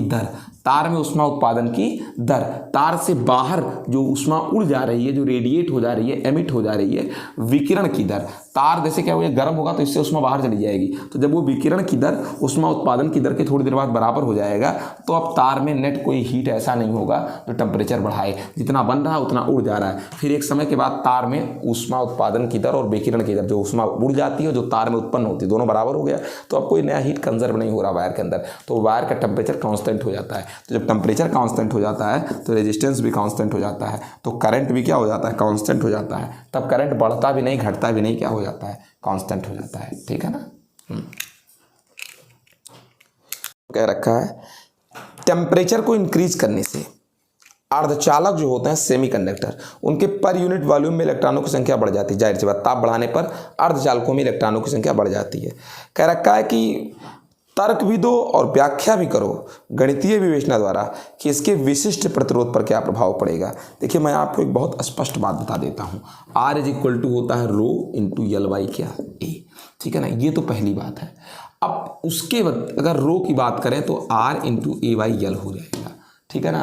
अब एक चीज़ मैं आपसे बता देता हूँ कि R की वैल्यू होती है ml upon N E square tau into A by L, तो दिया ही था LL कैंसिल, A और A ये भी क्या हो जाएगा? कैंसिल, यानी रो इज इक्वल टू आ जाएगा m upon N E square क्या बेटा? टाउ हो जाएगा। अब आप ये निष्कर्ष निकाल लिए। अब उसके बाद मैं आपको बता दूं, अगर अपनी आंखों से देखो कि रो डिपेंड करता है n पर, अगर n बढ़ जाएगा तो डेफिनेटली रो घट जाएगा। ठीक है ना। उसके बाद आपको एक चीज़ और कह रखा है कि भैया 7वां क्वेश्चन, अर्धचालक का ताप बढ़ाने से उसकी चालकता क्यों बढ़ जाती है। अब आपको बता दूं कि अब आप देख लीजिए rho is equal to m upon N E square tau है, तो चालकता विशिष्ट प्रतिरोध का उल्टा है। अब क्या कह रखा है कि ये बताइए कि ताप बढ़ाने पर चालकता क्यों बढ़ जाती है। समझदारी देखिए कि जब टेम्परेचर बढ़ाओगे तो इलेक्ट्रॉनों की संख्या बढ़ेगी, तो फिर चालकता भी तो बढ़ेगी, n के डायरेक्टली प्रोपोर्शनल है, हो गया। अब अगला क्वेश्चन देखिए, क्वेश्चन नंबर 8वां क्या कह रखा है कि ये एक वायर के लिए है, एक वायर है, उसको दो अलग अलग टेम्परेचर पर रखते हैं, T1 और T2 पर। कह रखा कौन सा टेम्परेचर अधिक है। देख पा रहे हैं आप इस चीज को, एक वायर है, दो वायर नहीं है, एक वायर, उसके दो टेम्परेचर्स पर V और I के बीच ग्राफ दिया हुआ है। T2 टेम्परेचर पर VI और T1 टेम्परेचर पर VI। पूछ रखा बताओ कौन सा ताप अधिक है, T1 या T2। मैं जानता हूं कि ताप का फैसला रेजिस्टेंस से हो सकता है, और रेजिस्टेंस का फैसला मैं जानता हूं V अपान किससे हो सकता है? I से हो सकता है। ठीक है ना। और V अपान I बराबर अगर बात करें, यहां पर अगर V अपान I की बात करें तो आप जरा देख लीजिए, मतलब कोशिश करिएगा देखने की, केवल कोशिश करिएगा देखने की आप खुद। अगर यहाँ पर बात करें V अपान किसकी? I की। ठीक है ना। तो V अपान I अगर देखो तो ये है क्या? ये V है, ये I है। अगर मैं इसको थीटा मान लूँ, ठीक है ना, तो थीटा बराबर होता क्या चीज़ है? इसको ना मानिए थीटा, इसको मान लीजिए ए, कुल मिला करके ये कर दीजिए, इसको मिटा दीजिए। मैं आपको बता रहा हूँ कि ऐसे करिए, ये देखो इनको ए, इनको देखो, इस वाले एंगल को देखो, यहाँ से लंब डाल दूँ, लंब डाल दिया। थोड़ा सा ध्यान देना चाहिए कभी कभी। ये V है और ये क्या है? I है। किसके लिए, इसके लिए बात कर रहा हूँ पहले T2 वाले के लिए, फॉर T2 वाले के लिए बात करूँ अगर, तो V अपान क्या बेटा I किससे निकलेगा, θ1 से निकलेगा, डायरेक्टली प्रोपोर्शनल टू क्या T। आप इसको T2 कह दो चाहे, ठीक है। अब बात कर दें इस वाले के लिए, ज़रा ध्यान देना, इसको T2 वाले के लिए इसको हम लोग को लिखना चाहिए था θ2, ठीक है ना, कोई दिक्कत नहीं है, इतना तो समझदार हो। अब T1 वाले के लिए θ1 लिख लो। तो भाई अगर इनके लिए भी अपन I की बात करें, θ1 ही रहेगा भाई, θ1 मतलब ये आपका V रहेगा और ये आपका I रहेगा, ठीक है ना। अब अगर आप थोड़ा सा केयर करने की कोशिश करो, ज़रा ध्यान दो, तो कौन ज़्यादा है, θ2 ज़्यादा है या θ1 ज़्यादा है? ऑफ कोर्स θ2 ज़्यादा है, θ1 कम है। तो θ2 अगर ज़्यादा है तो tan θ2 भी ज़्यादा है tan θ1 से, और tan θ2 T2 भी ज़्यादा है किससे, T1 से, tan θ1 मतलब T1, यानी दूसरे तार का ताप क्या है, ज़्यादा है, उसका रेजिस्टेंस भी ज़्यादा है, ठीक बेटा। चलिए अगला क्वेश्चन देखते हैं। कार्बन प्रतिरोधों के कलर कोड से क्या अभिप्राय है? बहुत पहले मैं इसका एक्सप्लेनेशन दे चुका हूँ, कलर कोड पूरी थ्योरी है। 10 नंबर कह रखा नेट रेजिस्टेंस बता दें, ए और किसके बीच, बी के बीच। आप देख लीजिए R/2 R/4 ये सब सीरीज में है, और सीरीज में है तो और इनफाइनाइट तक ऐसे R/8, अगला R/16, अगला R/32, नेट इनका कैसे पता लगेगा? भैया मैं आपको बता दूं, एक चीज़ याद रखिएगा ज़िंदगी में कि ज़रा गौर करो, ये सब सीरीज में है ना, तो अगर सीरीज में है तो इनका नेट कैसे निकलेगा? बहुत सिंपल है, R + R/2 + R/4, फिर देखिए R कॉमन कर लीजिए, 1 + 1/2 + 1/4 अनंत तक। अब आपको बता दूं R, अब ज़रा देख लो, 1 सिर्फ देखना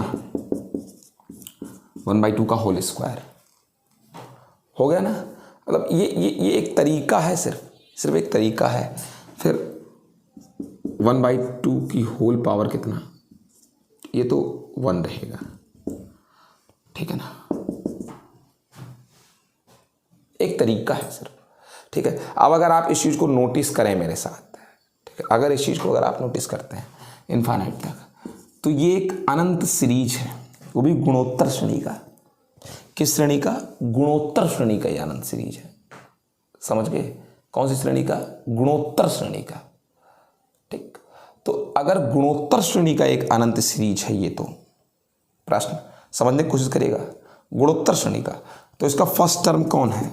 1 है, 1, और 1 में 1/2 का मल्टी किए तो ये आया, और इसमें 1/2 का मल्टी किए तो ये आया, इसमें 1/2 का मल्टी करोगे तो 1/2 पावर 3 आएगा। ये है, इसमें 1/2 का गुणा किया तभी आया, इसमें 1/2 गुणा किए तो ये आया, इसमें 1/2 गुणा करोगे तो ये आएगा। तो ये पहला है, और जिससे बार बार गुणा करते हैं उसको कॉमन रेशियो बोलते हैं, सार अनुपात। ये 1/2 है, इसमें 1/2 का ही मल्टी किया तभी तो ये आया, इसमें 1/2 का किया तभी तो ये आया, तो जिससे गुणा करते हैं वो ये है। तो अनंत तक की सीरीज को जोड़ने के लिए एक फार्मूला होता है, अगर R का मान कम है किससे? 1 से। अगर R का मान 1 से कम है तो अनंत तक की सीरीज का जो टोटल प्लस प्लस प्लस करने पर आएगा उसका तरीका है क्या बेटा? बहुत सिंपल फार्मूला है, A/1 - क्या? R। अगर 1 से कम है तो A कितना है? 1, और 1 - R कितना है? 1/2। 2 × 2 - 1 बराबर कितना आ जाएगा? 2 × 2 - 1 बराबर 1/, कितना आ जाएगा? 2 आ जाएगा। भैया 2 ऊपर चला जाएगा, 2 हो जाएगा, और यहाँ पर R बचा ही है, R लिखते चले जाओ, नेट 2R आ जाएगा। बहुत इजी है ये क्वेश्चन।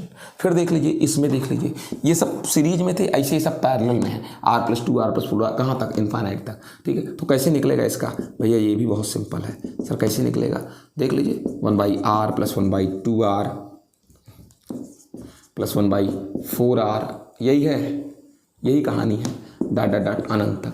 अगर आप R कॉमन कर लीजिए इसमें से तो 1 + 1/2 + 1/4 डॉट, यही वाली कहानी आ गई है।